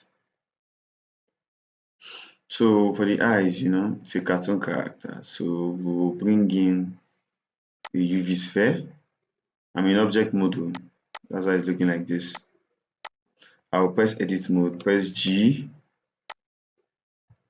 As while I'm in object mode, I'll come to wireframe mode 1, scale it and take it to where the eyes are. Come to 3, which is side, you take it forward, because if you don't take it forward, can you see? You can't see it until you bring it out, so it needs to come out. Now, but this is not your normal eyes. This is not your regular normal eyes, the cartoon eyes, not the normal one I would have actually been doing. So let's just see. So remember again, we said that this is not a very accurate type of, you see with this, right, you can RX 90 degrees. What I did now is that if I undo, see it was facing up, I just made it face here, and then you can hold mirror, simple. Now I will bring in another object. What object is this? This object is for what? The eyebrow. So guess what I'm bringing in? Just a cube. Come to edit mode. Come to edit mode. Select everything, GZ, take it up there. Look at where the eyebrows are. You seeing it? So I'll scale, take it to where it starts. Come bring in mirror modifier. Now watch this. I'll take this side here, scale it, take it like this, bring this one, scale it, and bring him here. I know the picture is not that clear, but we'll try the best that we can do. You can see, scale everything. Sorry, press A to select everything, GY to bring it out. You can even make it float on the character, just to give it a bit of more cartoonish something. Then you can bring in R, Control R to loop cut, make a loop cut so that you can get the real shape. This is how the shape is if you look at it very well. And this one now came like this. Now this one came like this. If I can see it well, even with my glasses set now. So now you can see, you can actually bring it out. You can see if you even press auto smooth, look like this, it already has some kind of basic shape already. So if you even put auto smooth, it will work. You see. So by the end of this thing, I'm going to show you how I actually imagined you. So this is for learning purpose. This is me teaching you how to become a pro, but it's not what I want. It's not what I was expecting from my assignment. But of course, if you do this, yeah, in fact, you've done yourself one of the greatest services ever. But don't push yourself over to the edge. I'm going to give enough time for you to be able to do this. Do you know the reason why I went through all this pain? Someone asked me, why did let me tell you what I wanted you to do. In the assignment, I wanted you guys to just bring in a cube, add in the hand here, Abi. Like, okay, let me show you what I wanted you to be. I can right click and shade back to shade flat. Now see what I wanted you to do. Shift A, cylinder, Abi. And press edit mode, come here, scale it to, since it's this thing, let me take out our character so it doesn't confuse. Scale it, rotate, sorry, rotate it like this, bring it here, rotate it, carry this one, drag here, press Ctrl R, loop cut, bring modifier, mirror. Now it has mirrored it. Are you seeing? This is just handle. Now bring in subdivision surface. Are you seeing? Bring in this guy. Can you see? Like play, we've done handle. And then maybe you can make sure your hand, or you can even apply, come to object mode, apply it. Now you can now drag them to where you want them to be. Of course, it's not going to be very accurate. That's where the problem is, but it's just a very simple way of getting what you want. You can see it's not even carrying all the vertices. There's also something called proportional editing. So if you click proportional editing, if you move this side, you can see there's a circle of influence while I roll my mouse. So you just bring it like this, rotate it small, bring it like this, bam, hand, right click, shade smooth, hand. You add another subdivision surface, your hand don't show. Are you seeing? You seeing? That's what I wanted. I'm going to delete it because that's not what I'm doing here. That's not what I am doing here. I'm doing the normal modeling. So what is left? We need to get how this place is going to come out. So see what me I'll do. Now I'm going to show Ctrl R and add a loop cut here. So I can get and then drag this guy, Shift V, bring him down here. Then I can, because I added a loop cut, this place changed a bit. So okay, I'm seeing proportional editing. Go back. If you go back to normal editing, you see it's where you click that you normally edit. You get proportional editing makes you to be able to move here plus part of here, part of here, part of here. So watch. If I do like this, if I increase the influence to drag everywhere and be going, hence head don't come off on you. So I've taken it off, bring it here, and I'll bring this one, Shift VE down here. Hey, attendance, I'm very sorry. This thing is not easy. By the time I go into this thing, all my brain is inside. Like I cannot even think for myself. Very sorry for keeping it up to this point. Oof. Okay, so this is the attendance. Please make sure you just try and sign. I'll put it in the group like the attendance is, should I say live? I don't know the English output. Okay, so I hope you understand what I mean when you want to do your assignment, how you do it. At least even if you don't follow my hands and legs, you see the way the body started. Start your character like that with your front and your side view. Just start your character like that with your front and your side view, and it will be good. It will be good. So now now the only confusing thing about this character is I don't understand if this beard is part of the lips. That's the thing, because if I understand it, so this one is not just about seeing.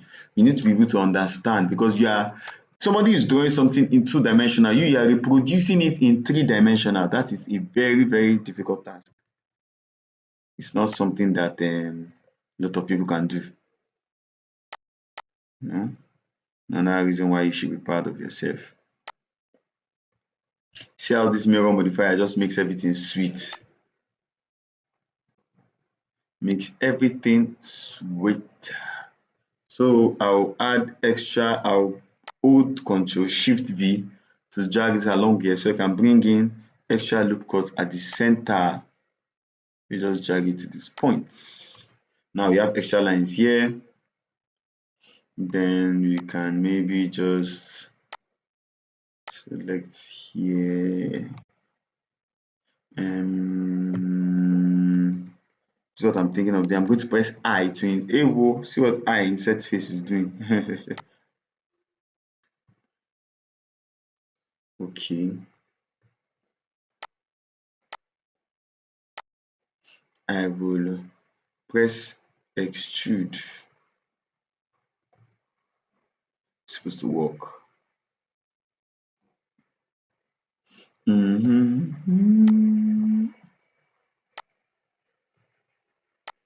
Okay, I know why this is not working. I know why it's not working. It's not working because since it's a very simple character, we're not supposed to be working in subdivision surface by trying to extrude that area. You can see this area, you're just trying to extrude it normally. That's just all we're trying to do. That's just all we're trying to do. Extrude. You can see it's not even coming out well. So because it's a simple character and we're supposed to have a lot of vertices running around here. You understand? I'm coming. As it's in all these simple characters, they can be very weird. Very weird. So guess what I'm going to do? We're going to leave the side view and do probably just the front view.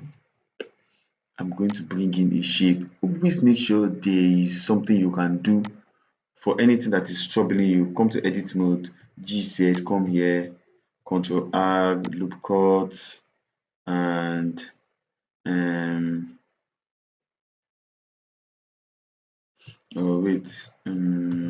okay, loop cut. Select this one. This is a different object, don't forget. I'm doing basically the same thing I did. Do you get? Come here, bring in mirror. Do you get? Now if I come here, press this thing, press A, skip A, press clipping, please. You can see as I scaled it, went separate ways. Look, went separate ways. So make sure you can, it goes this way.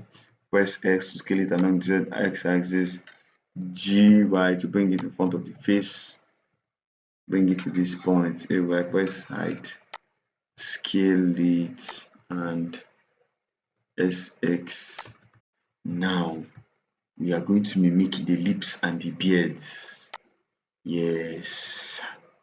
So I'll scale this down, and you know what I'll do? I'll come to object mode.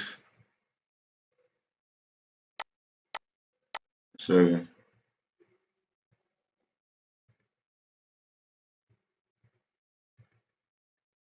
Can you imagine? I mistakenly deleted the mirror modifier and this thing.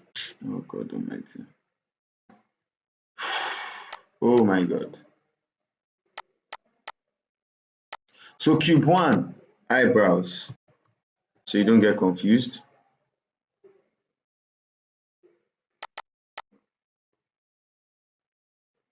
And then who is this other cube? The head. So make everybody know that it's the head. And then so we have only one cube, which is this guy. So see what I want to do. I press A, G, bring it to the front, scale it down. Oh God. Press clipping. Don't forget to press clipping. Please don't be like me that any small thing I'll just forget. And I'll scale it on the y-axis too. See how far it is from the mouth. Let me go to side view, see what I'm doing. I'll press G and Y. I'll bring it down here. S to scale it along the z-axis. Now I will come to object mode, Shift D, duplicate, and take this one up. Oh, sorry. I'll come to object mode, Shift D, duplicate, and leave it like that. Come to edit mode before I move it. Don't forget. Then if I come to object mode, this one that is the one that is above, just name it beards. Right? So now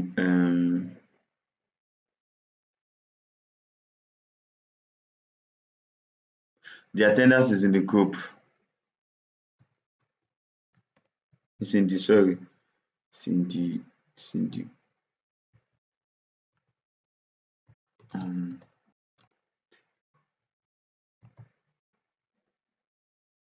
this is for our beard, so let's just add another.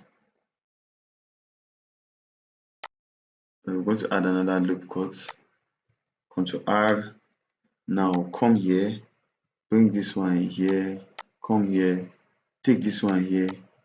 I'm trying to simulate it as best as we can. So maybe we'll need more loop cuts. Yes, we do need more loop cuts. We'll add another one extra here.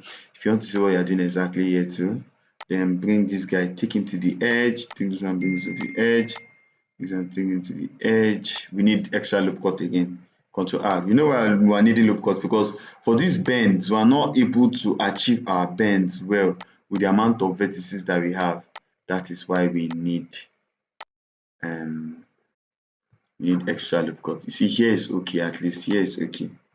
GZ. I'm going to press Ctrl R again and bring this one here, bring this one here, so we can get this curve. I've been trying to message a lot of people, you know, because all the whole poll and everything we're trying to do, it just made everything confuse me. So by the end of this call, I'll actually continue this thing so like I can actually put in the bones, because the most important thing is you rig your characters for me. Just try and rig your characters and make them wave. Excuse me.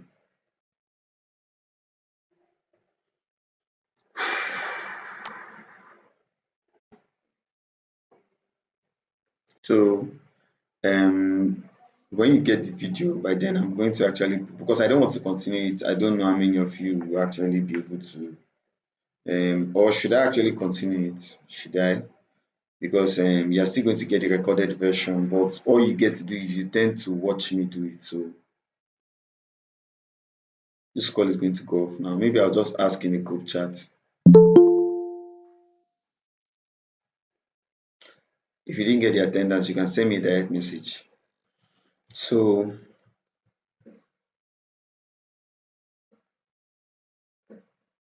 so we're doing the B as you can see. I'll press A and scale it along this axis, then G and take it towards this place, just so it can appear on the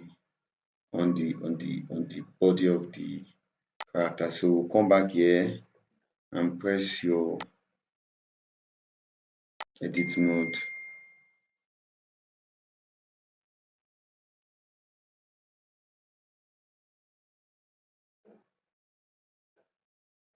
And then I can come here. So I'm trying to get the shape of the lips. So it's just below the beard. Take it here. GZ, take it here. So you agree with me, this one too, you need loop cuts. Ctrl R, and then can take it this way. The edge of the lip should be somewhere here. So we're trying to make it have this shape.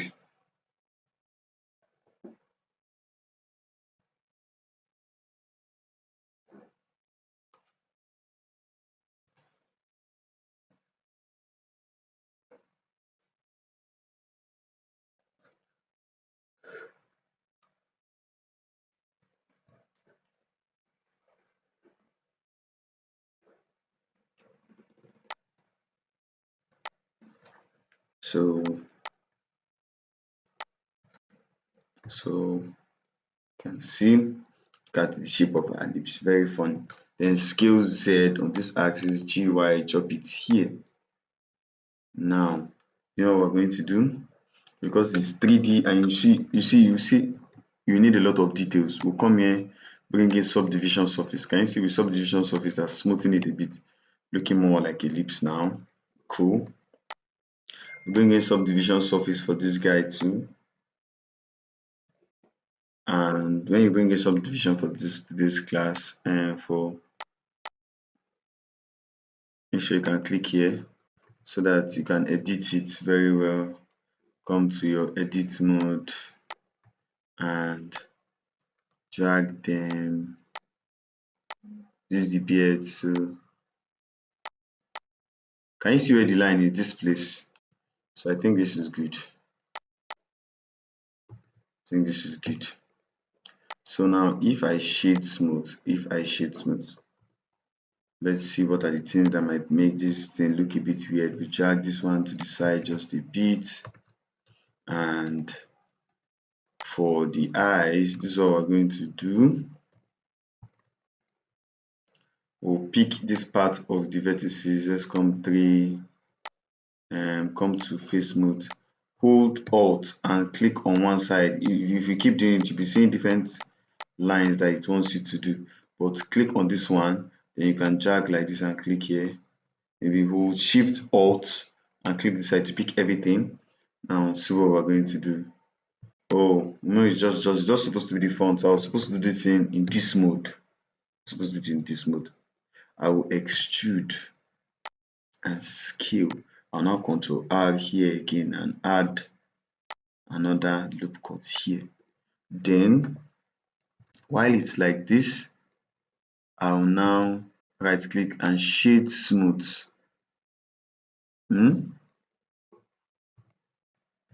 So you can see how our character is looking, and so now whatever is left is texturing and clothes, right? And for the shoe, we're trying to duplicate, we're trying to make sure we have the best representation of the shoe. So yes, so now we'll come here and don't forget we have something on the top of the head. Let's see how it is front view. So you will use front view, but side view will make you know the depth of this thing. This thing that is, I think it is here. So we'll come here. This one you don't need mirror modifier, you know, because what is on your right is not the same thing on your left. So now we'll bring in a cube, press edit mode, press everything G, select, take it up, scale, and make sure you're in point mode. Come down, GZ, press wireframe so you can see what you're doing. Press SX, take it like this. Now another modeling starts. I'm just pressing extrude G here, sorry, then scale, then extrude G here, scale, and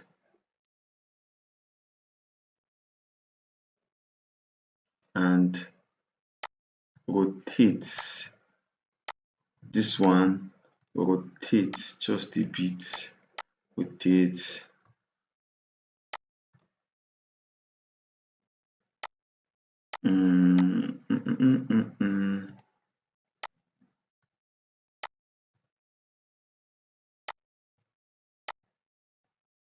Then extrude again, take this guy to this point, take this guy to this point.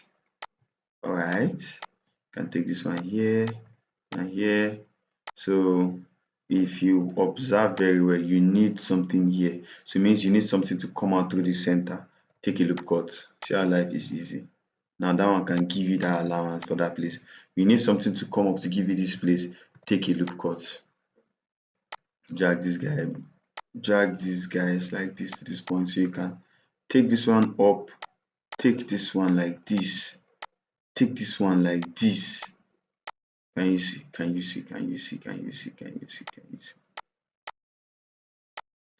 So this is good. I'm just dragging this one all the way this line. Take another loop cut. Why is loop cut appearing that way? It's because of what I just did. See, just move it like this. Take this one like this, scale it, Can't even see here. Now I can see it. So yes. Do you know what I'll do? I'll press A and okay, I'll first let's do this side. I did Ctrl R for the loop cut, add here, bring in here, because they need to look like it, you know. Now I'll press A, that's I'm in edit mode. I will shift D, which is duplicate. Now scale it and take it and start arranging it to fit in, rotate to fit in this place. Meaning I'll take all this place, drag it to this place, drag here, drag here, drag here, drag here, drag here. This point, this point, this point, this point, this point. Now can just take it this way. And you see, there are very easy ways to make your life. You know, sometimes when you've done something once, you didn't really need it. I'm going to shift duplicate again. This time I'll right click and guess what, come here and press RZ180, meaning I'm flipping it along the Z axis. Just bring it to this point. See how life is sweet. Life is sweet too. Now all you have to do is drag the stem of the hair to this point. Drag here, drag here, drag here, drag here. Here. You need to make sure this assignment is done by you people. So for you that is left behind, you see the reason why it is not good for you to procrastinate and leave your assignments undone. So now you can see we've done our hairs, you know. When I press A for everything, press 3 side view, which or something should have done, SZ and scale it. We're now using this. Remember, this person did it for the purpose of drawing, didn't do it for the purpose of modeling. Now I can now add my subdivision surface. Look now. Pam pam pam pam pam. That is looking funny already, but you see these eyes, I want to press A, edit, and G, and probably take them in just a bit. Just take them in just a bit. Bring them together just a bit. So now, if you come, okay, still in box mode. So now I'm not going to join the head and the body. They are going to be separate objects. That's what I was trying to tell you. Unlike other times when we actually used to like join them, I'm not going to join them because I'm trying to make them as, this is modeling as simple for you. This is just simple modeling for you. But normally what I would have done is what I was doing that time. So I'll take the edge of the neck inside, scale it and connect it. Let me now disappear this head to this head. And remember how we calculated joining leg, calculate the amount of vertices. So this is what you would have done. This is what you have done. I'll come to object mode because I'm in edit mode for the head. Come to edge, calculate, come to edge mode. 1, 2, 3, 4. When I calculate finish, I'll come to my, where's my head? It's my head, and disable the body for a while. Press your edit. You know this was where we had the hole. So this would have been calculating 1, 2, 3. That's 6, you know. That one was 8. 1, 2, 3, 4. It has 4 more, meaning this is what I would have done. Let's press 7. I would have pressed K to join this one, to join this part of it like this. See, you can't really see it because you're in subdivision. If I come out here, you see it. So now I would have joined this line K, drag it here. It will add vertices along this point. Can you see? You know what is here is same thing as here, and I would have still added vertices running from here, meaning maybe I would have just done, let me just go back to this thing again. Let me go back to subdivision. I would have maybe done another this thing. Do you understand? So now we have more edges here, more edges here. We'll have more here, more here, more here, more here. It can reach 8. So basically, that's just how this thing is meant to be. So now I'm going to show you how I'm going to do the shoes and how I'm going to do the shirt. Now watch me. So for the body, we're not totally done though. If you press Ctrl R, we need extra loop cut around this part of the body. We need to, you know why? Because of this part of the stomach is too far away. Like this place is accurate, this part of the leg is accurate, but this part of the leg is not accurate. So you will come to vertex point, drag this GY, come here, drag these two and GY just a bit, drag these two and GY just a bit. Make sure it is following, at least the curve is defined, you know.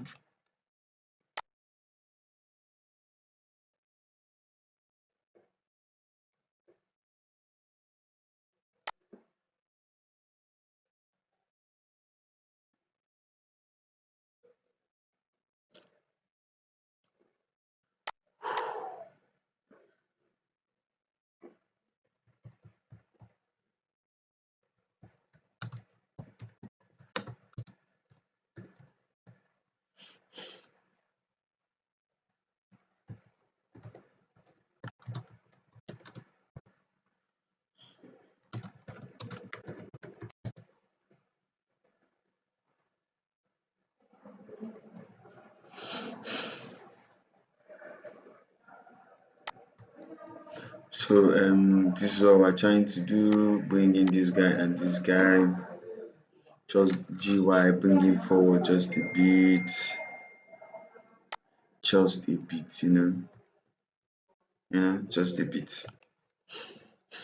Now this is what I'm gonna do.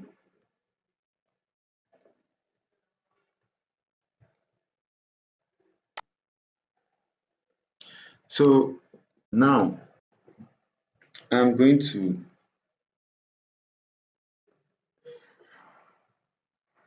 guys, this is what I'm going to do. I'm going to shift duplicate. So I'm going to have B.003. I'll close this one because I've gotten to a particular milestone that I will not ever want to lose my progress while I save my work. Save your work. That's what I'm going to do. For the shoes, I'll press edit mode, come to face mode, press right click and side view and select this whole shoe. Select the shoe part that you think is going to be a shoe. Look at it. Can you see? Let me go to solid view. Can you see? Now I'm going to shift D to duplicate and right click to allow it appear there, and I'll press P to separate it as to separate for selection. Now if I come to object mode, this is my object, I can choose my shoe separately. I duplicated those part of the area of the vertices. So see what I'll do. I'll just come to edit mode, scale it. I have my shoe already. You can come and press edge mode, select this top, extrude and scale to show that it's a shoe. Can you see? So I try to simplify this character in the best way, Now we've done shoe. So as we've done this shoe now, we'll make it shoe.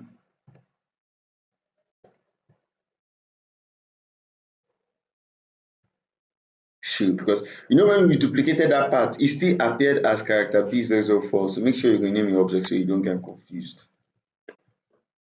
Our shots. How do we do our shots? Before you do the shot, let me tell you what we'll do. We'll come to sculpt. Yes, it's funny, but yeah, we're doing sculpt and click on this X, but we're not doing anything really hard and really difficult here. We'll drop the strength of the sculpt because we're trying to smoothen out the part of the body. So I'll drop it small, increase the size. So I want this part of the leg to be smooth a bit. We are good to go. I'll come back to edit mode, and if I press 1, See what I'm going to, I'll come to face mode, hold Alt and select, where does the shot start from? Here. So let's do it like this. Do it here. Hold shift and alt, hold shift and alt, come to this center, that's where you pick the ones around, pick the ones around, pick the ones around, pick the ones around. Past where the shot's supposed to be. So shot's supposed to kind of curve and come down. So you know what we'll do, we'll hold shift this.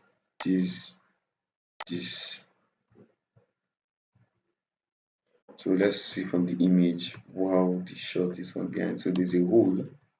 You see that there's no defined, you see that's why I told you that this drawing is, so it's not for model itself. So to us, this is going to be our hole.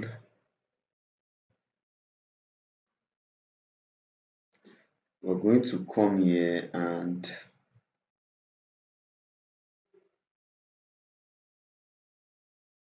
I'm thinking of adding a loop cut.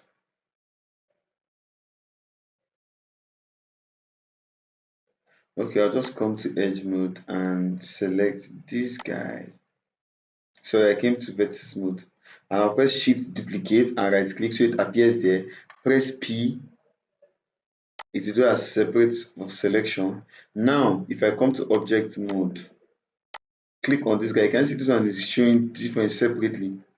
Name him short. And in this shot, press edit mode, A to select everything scale, then press X. Little, just press S, just little. In fact, do what you do, just press Alt S. So it's just that Alt S will make these things join. If you look at the center, you notice some kind of clipping issues we're having. So just press Alt S a little, but don't allow it to get to the point where anything gets joined from this center. Alt S and little, then S little. Now we can now these are shorts, so you know what to do. If you want, just press Ctrl R here,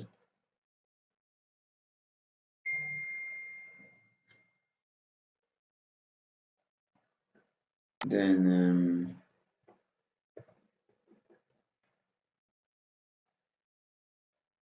we are going to press K, knife to come all the way, drop here, drop here, drop here, drop here, and come press Ctrl 1, back view. See where it stopped from, see where it stopped from. In fact, maybe let's just continue like that so that you don't get confused. Come all the way here, come all the way here, press enter. Now see what I'm trying to achieve. If you take away subdivision surface, I'm trying to achieve it to have a hole. So we'll come to this main point here, press extrude, take it out of the tail a bit, and let's do it with the character so we can see what we're doing. You see, and then so from here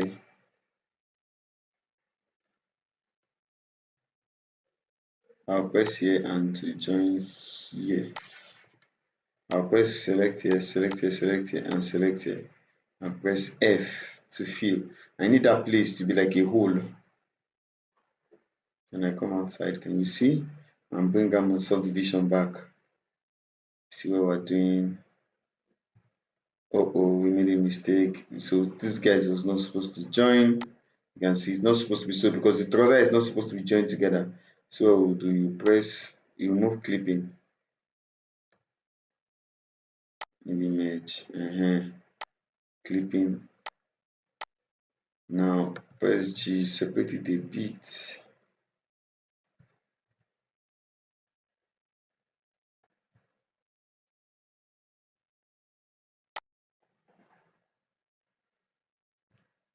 So do you know what we do? For your merge distance, so what we'll do, we'll come to merge and divide it by 2.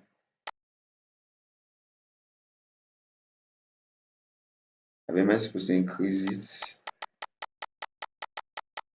Okay, I was supposed to divide it by more than 2.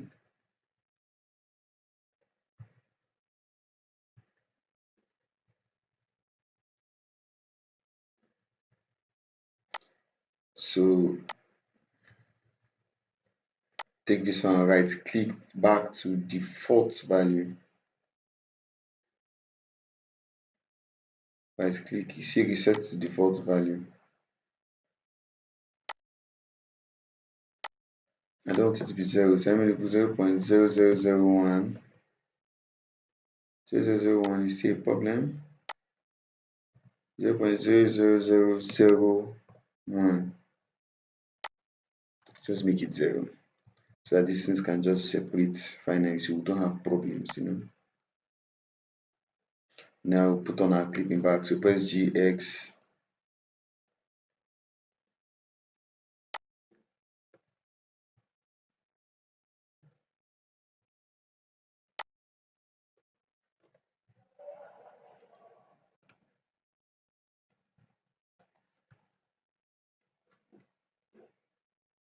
So this is not going to work, so we need to do 0.0001, and then trying to find a way to separate these guys. No, I don't want to repeat, so take out clipping.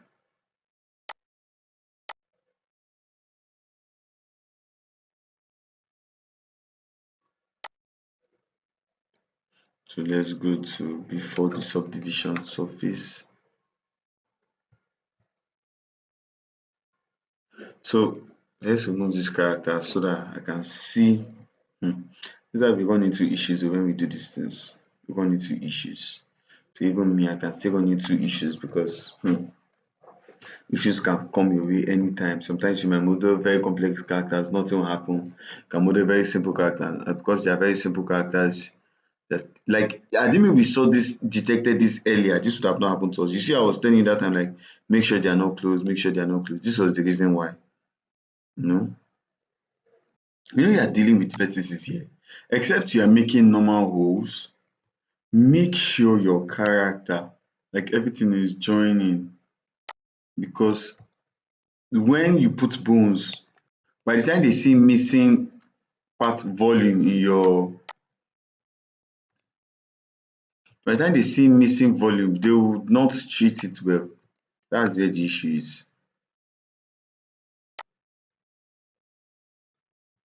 You never treat it well.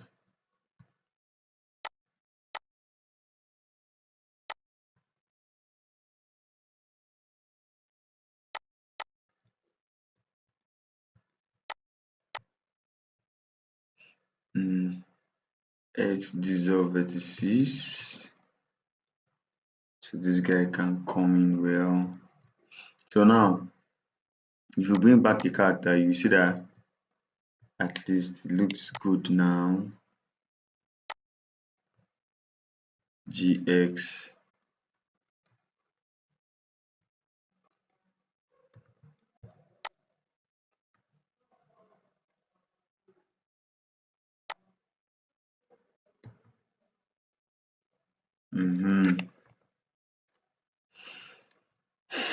It looks good.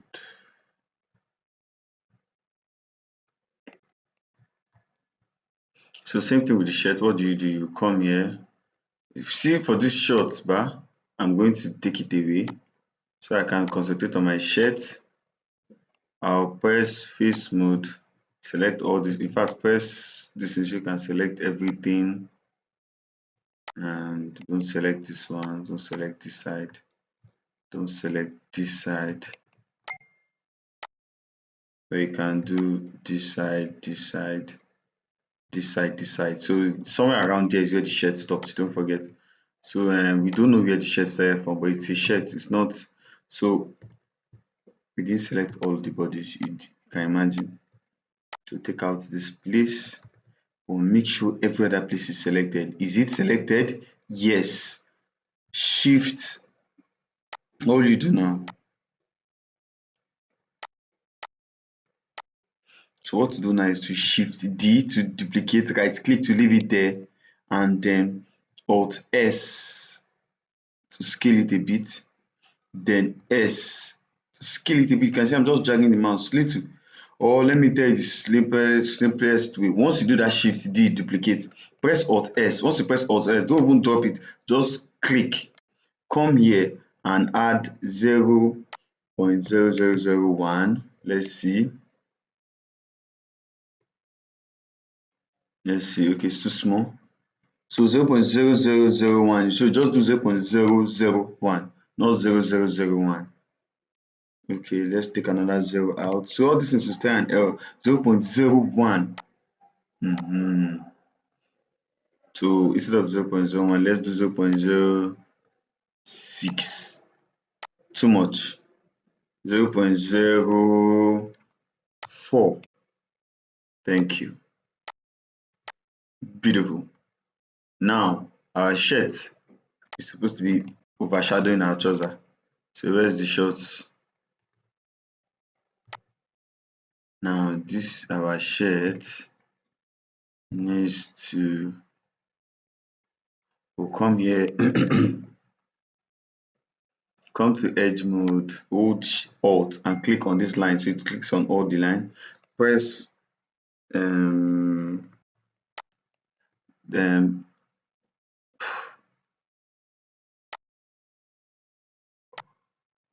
sorry, when we did this thing, we didn't click on, so there's a mistake. Oh, when we shift duplicated, oh, so now when we selected this body and shift duplicated and we added S, press P to separate it. We did not separate it.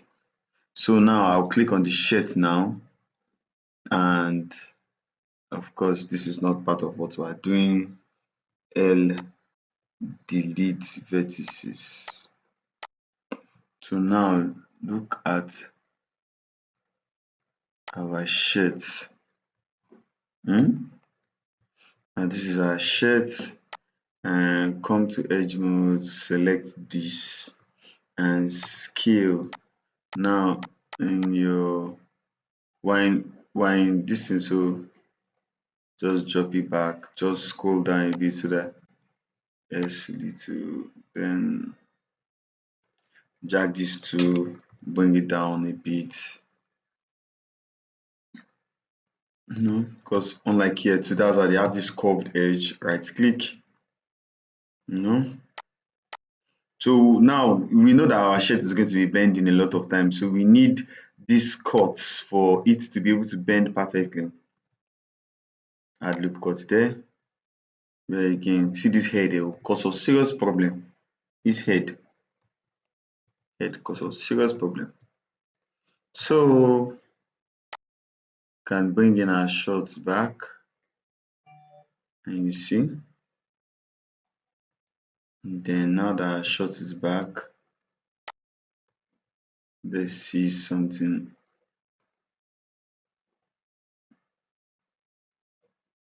about our shorts.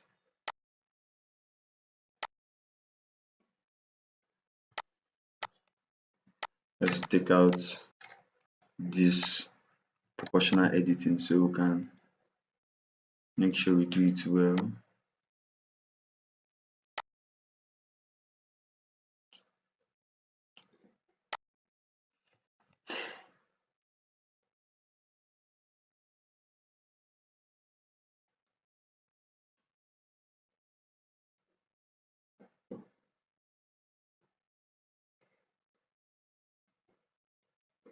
I think because we started with it in the first place, that's why it's giving these issues.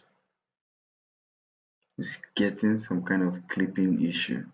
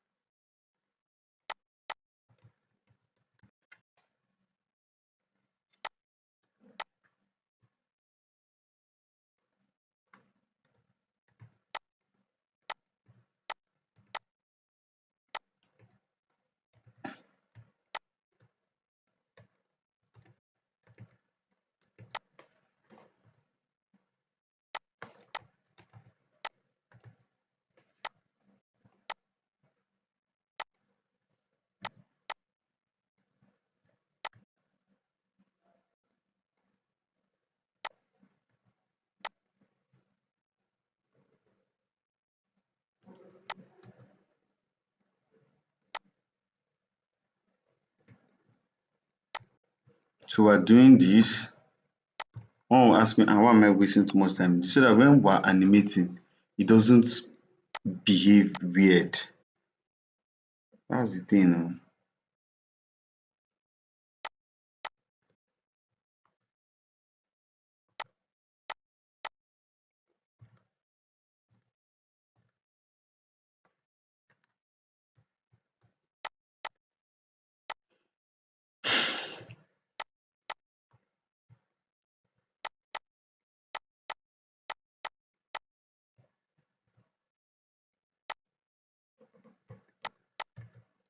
And lastly, bring this guy out and we're good to go.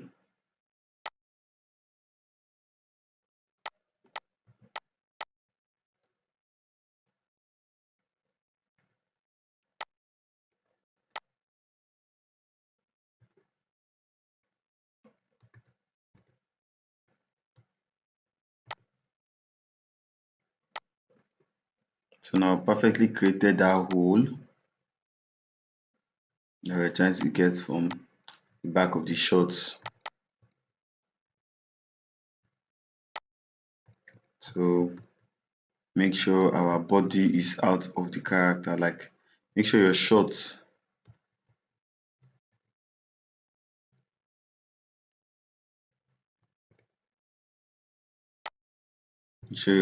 are not on the skin of the character.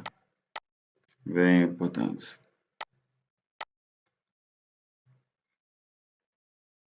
So just highlight this guy. Let me just undo. Highlight this guy, and this guy. Put on proportional editing so that it doesn't make so much changes that it's out. So very important. So now our shorts are ready. See your shoes.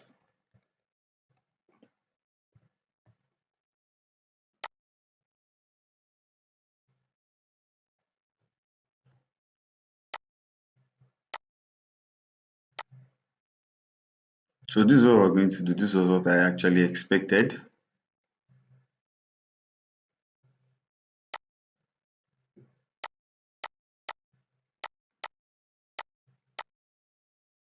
I'm going to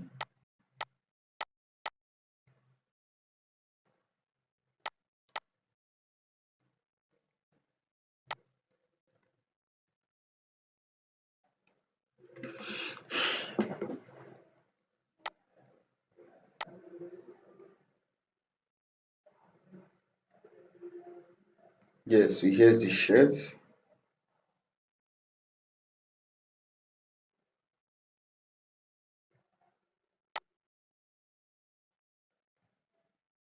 So most times Blender doesn't see. It's not supposed to delete it when it's the second one. OGX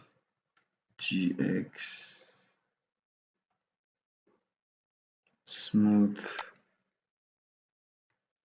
and this one GX smooth.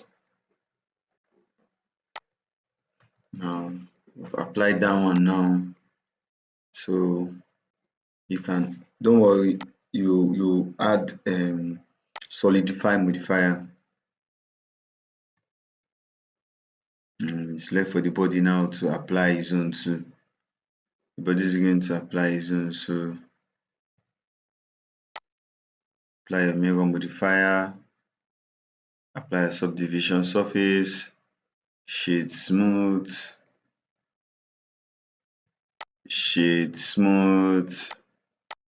bam, down, and then this one we have to do the same thing. Me, it's because I'm sure of what I'm doing. If you're not sure of what you're doing, before you apply all these things, because when you apply them, create duplicates of them. You can see how many duplicates I had of these guys.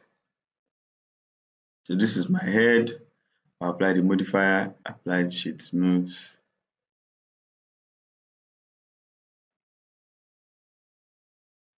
Shade flat and shade smooth.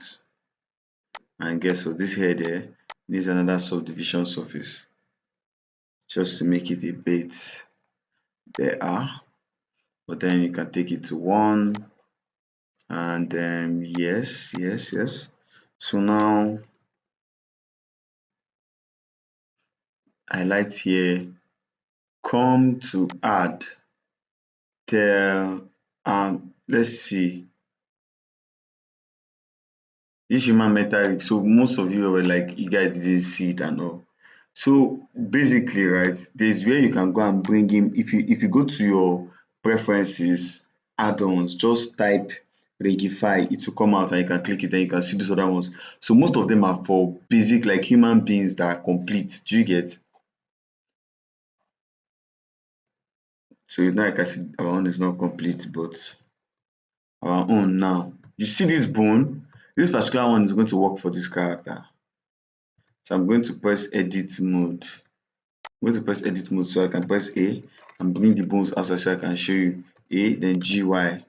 Look, it will work. You know why? There's no face. So basically everything here is just normal hands and legs. Do you get?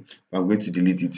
You can actually make it work. So what you would do, if I were you, is make sure your X mode is turned on so that you carry your, move it here, it will go the same way. Carry this one, move it here, take it to where the hips is. Understand? Bring this pivot of the hip joint is here. Take this guy, move him here, and you keep doing that. Press A, press A, GY, all of them to be at this side. Then this head bone, drag it, bring it to this place. See what I'm doing? Let me come to this mode so I see what I'm doing now. Let me come to this mode. So we're going to disable our distance so we can see what we're doing, our front view and side views, So if you notice, right, like I will just have to move them to where they are supposed to be. That is the point. Why edit mode, remember, is the places you put them in edit mode that makes. Now this is shoulder. Remember what I told you about shoulder? Should you see? So now I can make my head stop here. Maybe here is fine. In fact, basically we're even done. But then you will now have to maybe extrude and have some tail come up around here. But for teaching purposes, we'll go our own way. So add armature single bone. I went to edit mode, press A, G, take it to this place, scale it, bring it down. Now let's see from where the short stop. So short stop somewhere. Wait, I can't, because I think the tail too is getting in my way. So let's take out this. Sorry. Let's take out this so we can see our bone well. So now if I press GY, okay, it's below. So let's just take it above just a bit. Now you can go back and press this your other. So let's imagine, sorry, this X, make sure it's turned on. G, bring it here. So this is like waist. Press extrude, press Z to keep it up. It's like belly, extrude, X to keep it up. And maybe we'll just stop here. Now I'll press Shift E to take it to the two sides. That's what I was trying to say that time, right? And if you want, you can actually just bring in another bone. I just press, okay, let me tell you what I did. After this, I can actually just say add single bone again, carry the bone and drop here for the arm. Maybe I don't want this thing to be touching. Do you get? Like, then I can come here, elbow, then wrist. Or I can actually come here, press extrude, extrude, extrude. So either way you want it. But when you do this, you have to make sure you tell this bone to follow this bone. Don't forget. So this,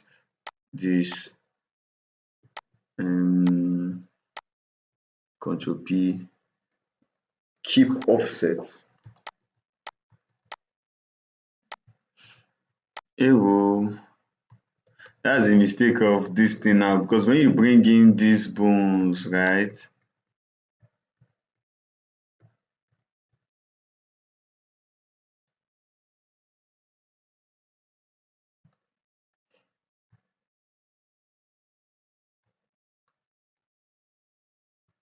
That's the problem about, you know what happened? I was thinking what I was doing on my right hand was actually happening on my left.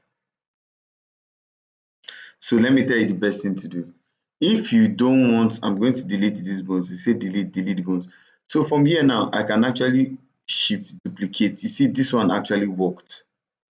And then I can right click, take them here. Do you know why? Because you only told Blender that you wanted to see it's connected. You see, this bone is still connected to this, is because I duplicated this bone, the properties of this bone being connected to this guy is the same thing of this one too. That's why I need to tell this one that no, okay, it's you that is my parent to keep offset. So now it's following this. Now it's following this bone. This bone is following this bone now. It's even been a while since I ever had simple, like I actually did simple rigs, because most of my characters have been very complicated. So I've been using the meta rig, you know. But you know, when you bring in all these things yourself, you too, you tend to understand. Now I can bring in, so what helps the most is when you duplicate, right? So that what is happening on your right, you can keep it on your left. Do you get? That's the point of all this now. So now this is what we're going to do. This bone, hold, and this bone and this. Control P to make him the parent, and you keep offset, meaning that keep offset. If you say, let me show you what happens. You see that line has disappeared. The line is going back to the line of this. You know, I duplicated this, so the property of this being parented to this is same thing as this being parented to this. If I did Control P and I did connected, it will join. That's not what we want. We want it to be connected, but they should keep their offset, which is the distance between them. This is our knee. Ankle, let's come to side view. Then foot, then toe. Now, it's a simple character. That's what I was trying to achieve. I'll now drop just this head. Or should I maybe drop a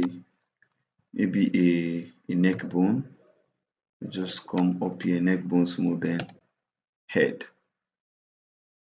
Z with GZ. Make sure you are pressing Z. Then extrude Z comes here. Right click. And since this is our major parent bone, this is bone that if you click, all the characters will move. So now guess what we'll do? We'll right click. See what I selected with this major bone, right click, shift duplicate, rotate. Now, because I duplicated a major bone, like which is the spine bone, you can see it's not parented to anybody, because this guy is not parented to all of them. Everybody is parented to this guy. Everybody above is connected to him, everybody below is connected to him. You can imagine when I did the offset. So now what I'll do is click this, Control P, offset, extrude, extrude, extrude. From here, you can now extrude one, and maybe extrude two. You can see it's perfectly in. That's why I'm using my front and side view. You can see my bones are not coming out. Where my bones can come out probably is, you press one, which is front view, is maybe if it comes out from here. When you come out from here, it's not really a problem, but it should not, like, we should not be having this. Let me show you. Should not be having this. If you do this, when you parent it, some part of here will not know if it's supposed to be joined to the stomach. Okay, see what I was trying to explain to you guys that time. So now, if the arms were following the drawing here, this bone will control part of the stomach. Guys, we don't want that. We seriously don't want that. That's not even what we want to do. So now we're going to start with the body first. I'm going to come to object mode.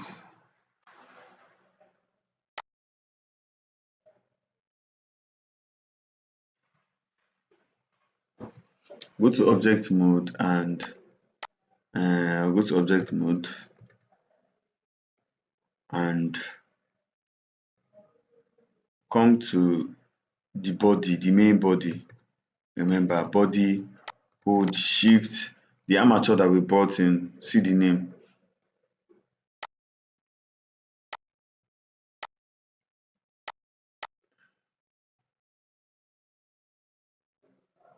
This armature metal rig was even here, okay. See the armature. So let's just name him mascot rig. Now watch what is going to happen. I will hold the character, hold shift and hold the bone as the second thing I'm doing. Control P. I will set as automatic weight. You can see I didn't have any error here, but it's not by that one. When you have error like this. Now I'll click on the bone, come to pose mode. So I'm going to stop somewhere around here, guys. Can you see? Now I can rotate my arm, but I'm going outside my clothes. If you notice, let me come. Let me select normal and click outside. Now I'm going to click the bone again. Now, in case you don't want to be clicking bone every time, come to this part of your bone, see view display, click in front, your bone will always appear. Life is not hard. Click in front, see where I went to. Object data properties, viewport display.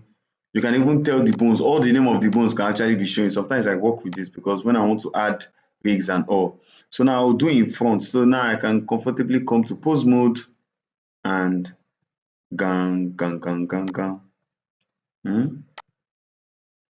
Tail is moving.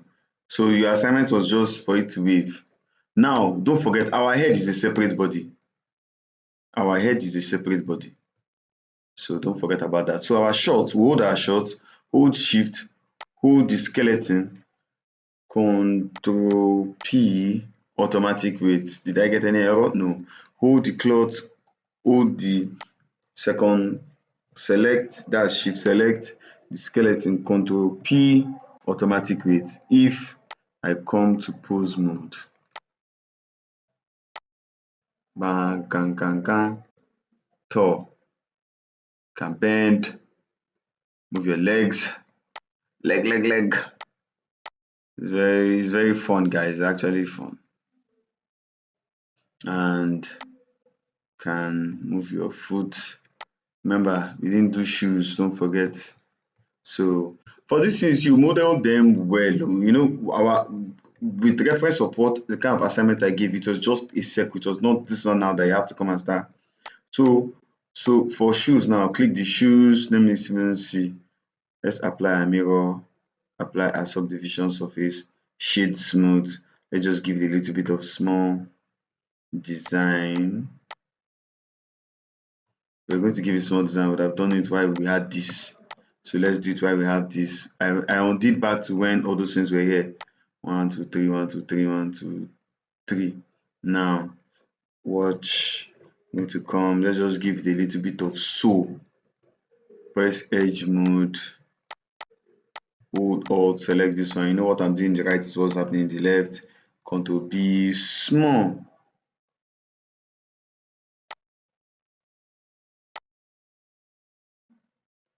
Now I will select this one. Press G, Z up and scale. No. Sorry. When I'm pressing Ctrl B to bevel this, I'll add another loop cut to make it 3 so that it's this center one that if I hold, I can scale and enter. Do you understand? So if you get what I'm trying to say. So I'll just shade smooth now so you see what I'm trying to do. You see what I'm trying to do. So we can hold the shoe, hold shift, hold the skeleton, Ctrl P, automatic weight, and if I move, the whole of my leg is moving. So what's left? I know we have eyes, we have hair, we have the head, you have eyes, elbows, all these guys that are here. Okay, come to pose mode. Don't forget when you come to object mode, when you're in pose mode, you can't select other things. You know now, it's just like how you're in edit mode. So in this guy, see what I'm going to do. I'll come to edit mode, press Ctrl R, because basically I just did modeling for you guys. I'm telling you. Meanwhile, it's supposed to be animation. As I said, but because your modeling took a while to get your characters done.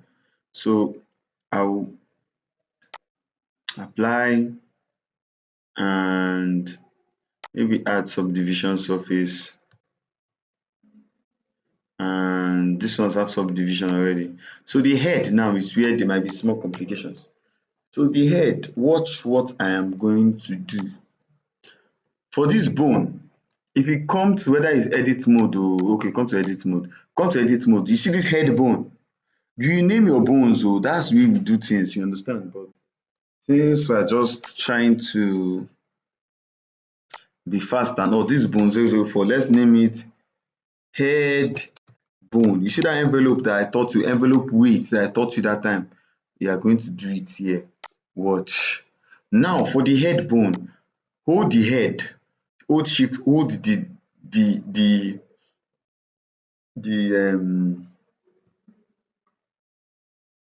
hold the head, the bone itself. Control P. Now instead of with automatic weight or with envelope, I will do with empty groups. Watch what I'm going to do. Remember when we said, okay, if I come to the body and I hold the body and click on the skeleton, hold shift click on the body, that's only when weight paint to come out. Can you see that with weight paint, all this place is blue, meaning none of them are showing. In fact, let me take out the shirts. Guess what? All the shirts, trousers, and shoes that we did, they went under mascot rig. So now they won't be floating outside. Like you see beards and these eyebrows and eyes, them now, because we don't have, they've not been merged with the skeleton, not bounded them with the skeleton, they are outside floating freely. So now I will come to character B. I want to take out the shirt and take out the shorts. So I'll show you what I'm saying.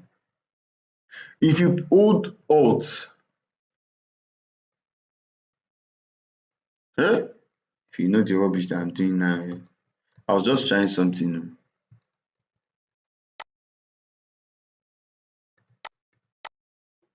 I be using control to select bone. Sorry. So I was trying to know how to select your bones. Be careful, because if you look, we are in, you're in weight paint. Remember I said, meaning with this, we can make the bone at this elbow to control this side of the stomach. You see, as I painted here, if I move this bone, can you see the stomach is moving? This is what we don't want. That is why when you are selecting, I'm just trying to, for teaching purposes now, but I'm going to take out the shirt again. Take out the shorts, take out the shirt. So for teaching purposes, if you want to select your bone, I'm just showing you the weight of influence for all your bones. Hold control and touch your bone. Can you see nothing showing? Nothing showing. But yeah, there was a little color. Did you notice? Watch close. Meaning there's a small influence of the neck over here. See arm. Can you see? See here. See here. See here. It means it controls this area. This one controls this area. This controls this area. No, everywhere sef actually. Forget about the influence. Remember, all the bones are connected to this bone. So even if this one is only controlling this area, and that's this part that is highlighted, the whole bones will move because you are moving the bone that everybody is connected to. Hold control, don't forget. Move. Can you see? So basically this is rigging. This is why rigging takes a lot. That's what I was trying to show you. Now with that explained out of the way, I will hold the bone and come to pose mode, click on the head bone, come out. The way we name the head bone, we name all the bodies like that. That's what it's supposed to be. And come object mode, hold shift, hold the head, come to weight paint. Now in weight paint, you can see everything turns blue. With weight paint, remember, you're just colors don't actually, they are not the actual colors of the object. They're actually just telling you. that if the bone has any affiliation with it, if there's influence. So now come here. If you normally when you come to weight pain, naturally you see everywhere. Just come to this place, press A to select all the part of the head, and come to weight and put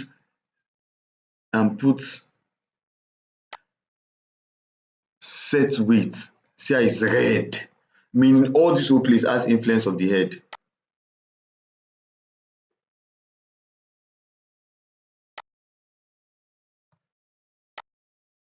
Is our head even ready for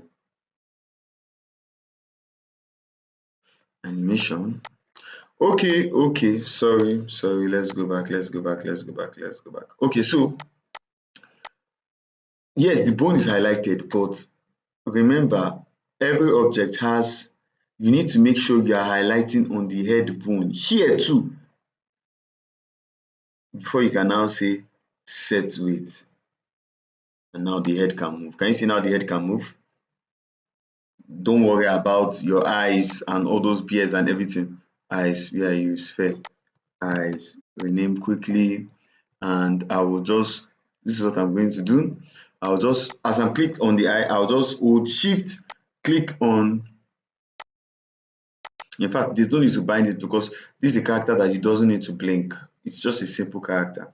So this is what we'll do. Come to object constraint properties, come to child of, tell it you want it to be the child of the mascot rig. It will tell you what bone. Press HEAD, head will come up, head bone, and press set inverse. Once you say set inverse, the head will go back. Now, if you come to pose mode and move your head, your eyes will follow. Can you see eyes are following? Eyes are following. Where are you? Same thing. Come to your hair. For the hair, tell it you want to be child of, it tell you the child of what, tell you want to be child of the mascot rig. What part of the bone do you want to control? Like, this is constraint we are talking of when we talk comes to rigging. Are you seeing what's happening now? I will come to head bone. It is here, huh? Don't worry, just press set inverse. We didn't even smooth our hair. Now if you come to pose mode, now like what's going on? Look here, like I'm looking for something. Character is looking for something. Of course, we still have other objects. So click our eyebrows, object of strength, child of mascot rig, head bone. For you, I'll actually watch this thing like 3 times. Then this is the beards, child of mascot rig, head bone, set inverse. When you set inverse, to come back to where it is. That's for the lips, child of mascot rig, head bone, set inverse. We is good to go.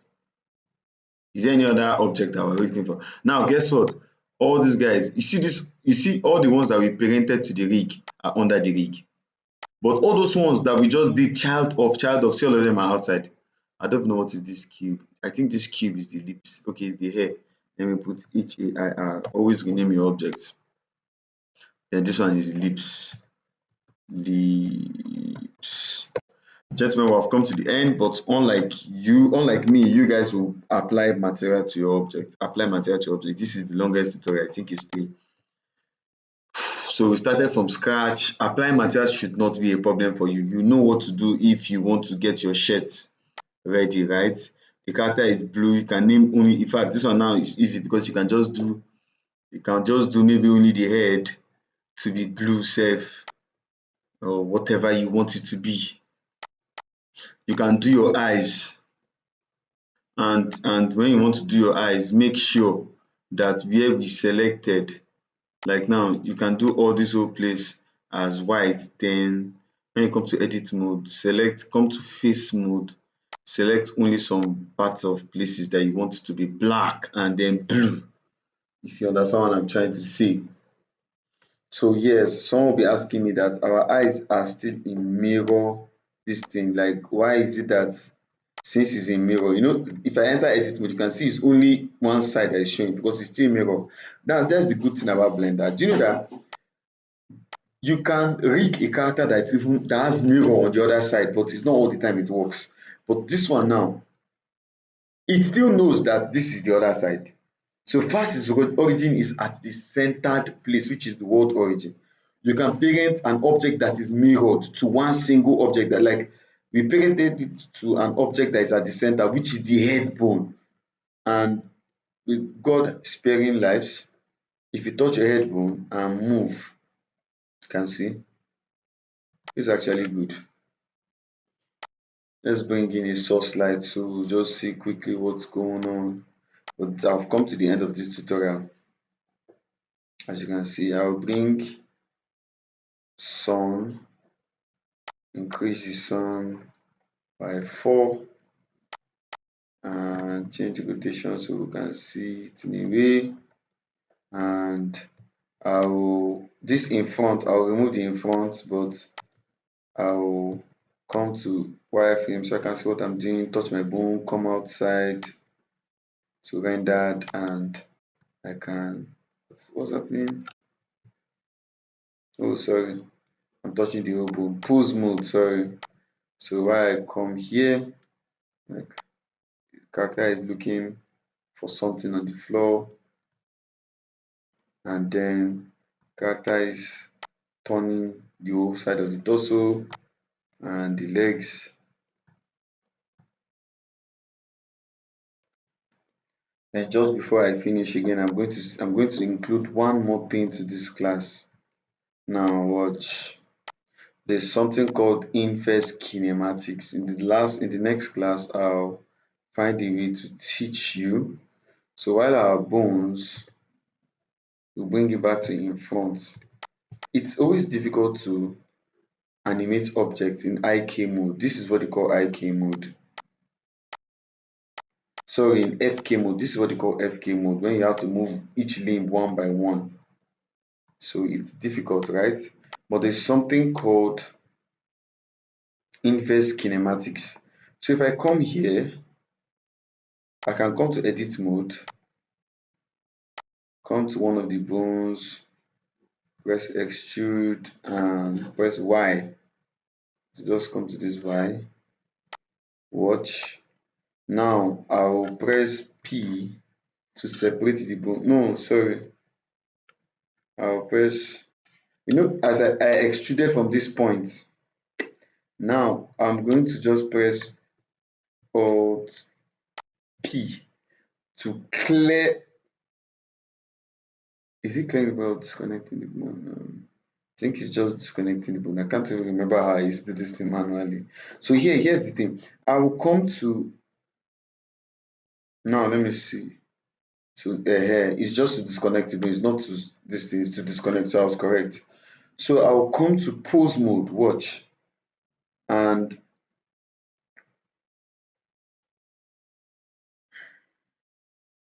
trying to remember. Okay, is this bone? I'll touch the elbow now. This one now is what they call IK. It's called IK bones. Come here, rename it to be.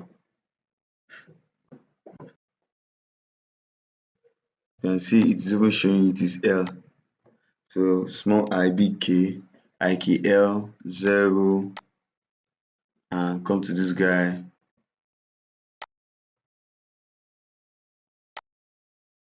IBK R, so IKL, IKR. So L, now touch the elbow. Come to bone constraint. You can see it's only in pose mode you can never see bone constraint. Add bone constraint and tell it that you want inverse kinematics. Immediately the color changes. Now, when it asks you what is the target,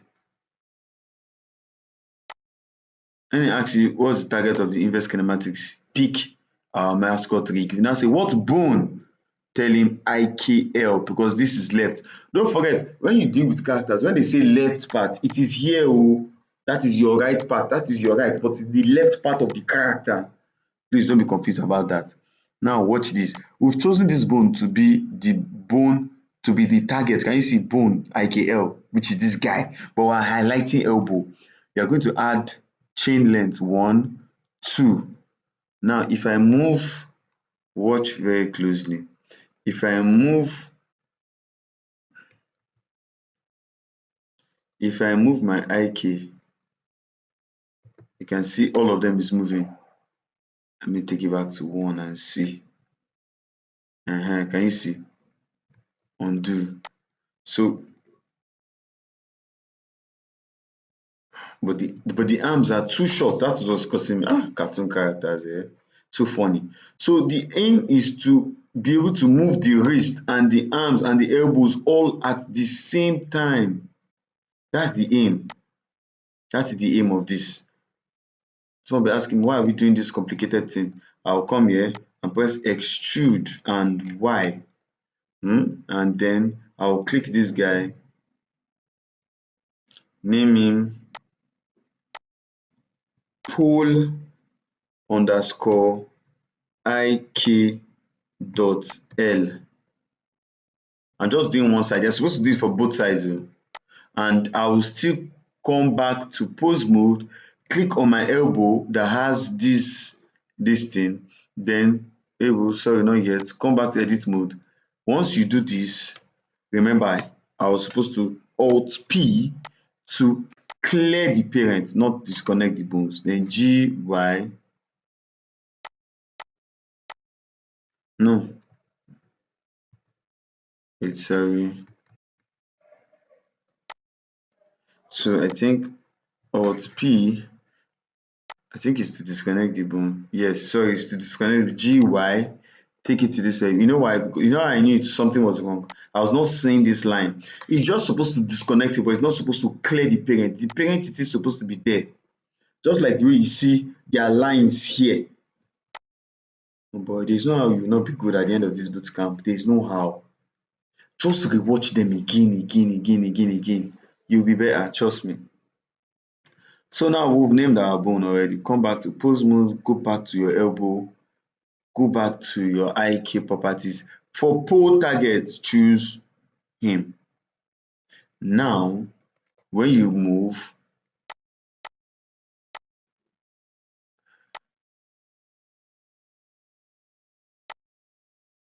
I think something is wrong. Oh, sorry, I've not chosen it. So when I chose this and I say for pole target, it's the mascot rig, but I still have to choose the pole. If you understand what I'm trying to say. Just like how when they said for the target of the IK, I chose mascot rig. Then the bone specifically, I said IKL. Now for the pole target, so you still choose mascot rig, then the bone gone. Now watch. Can you see? But because this thing, the arms are too short, so now you move your character and everything works. That's the problem about Blender. Pull angle, put minus 90. I almost forgot, sorry. Oh, make sure you put, once you are bringing in pull, please put minus 90. So now we added 2 steps, chain length 2. So now the whole arms move, which is a good one. So that's how it should be.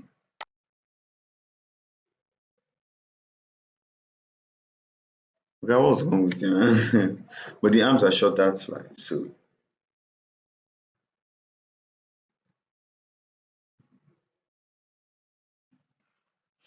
then at the end of the day, you can still parent this wrist to this guy. So when you rotate, it works. And also, there's a lot you can actually do to it. So yeah, I'm going to save my own work.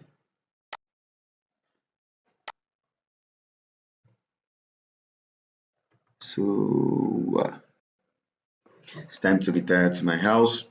So let's say mascot teaching. Make sure your characters are colored, rendered, and don't forget how it is 10 seconds. Make them wave, and hope to see you very soon. Bye, guys.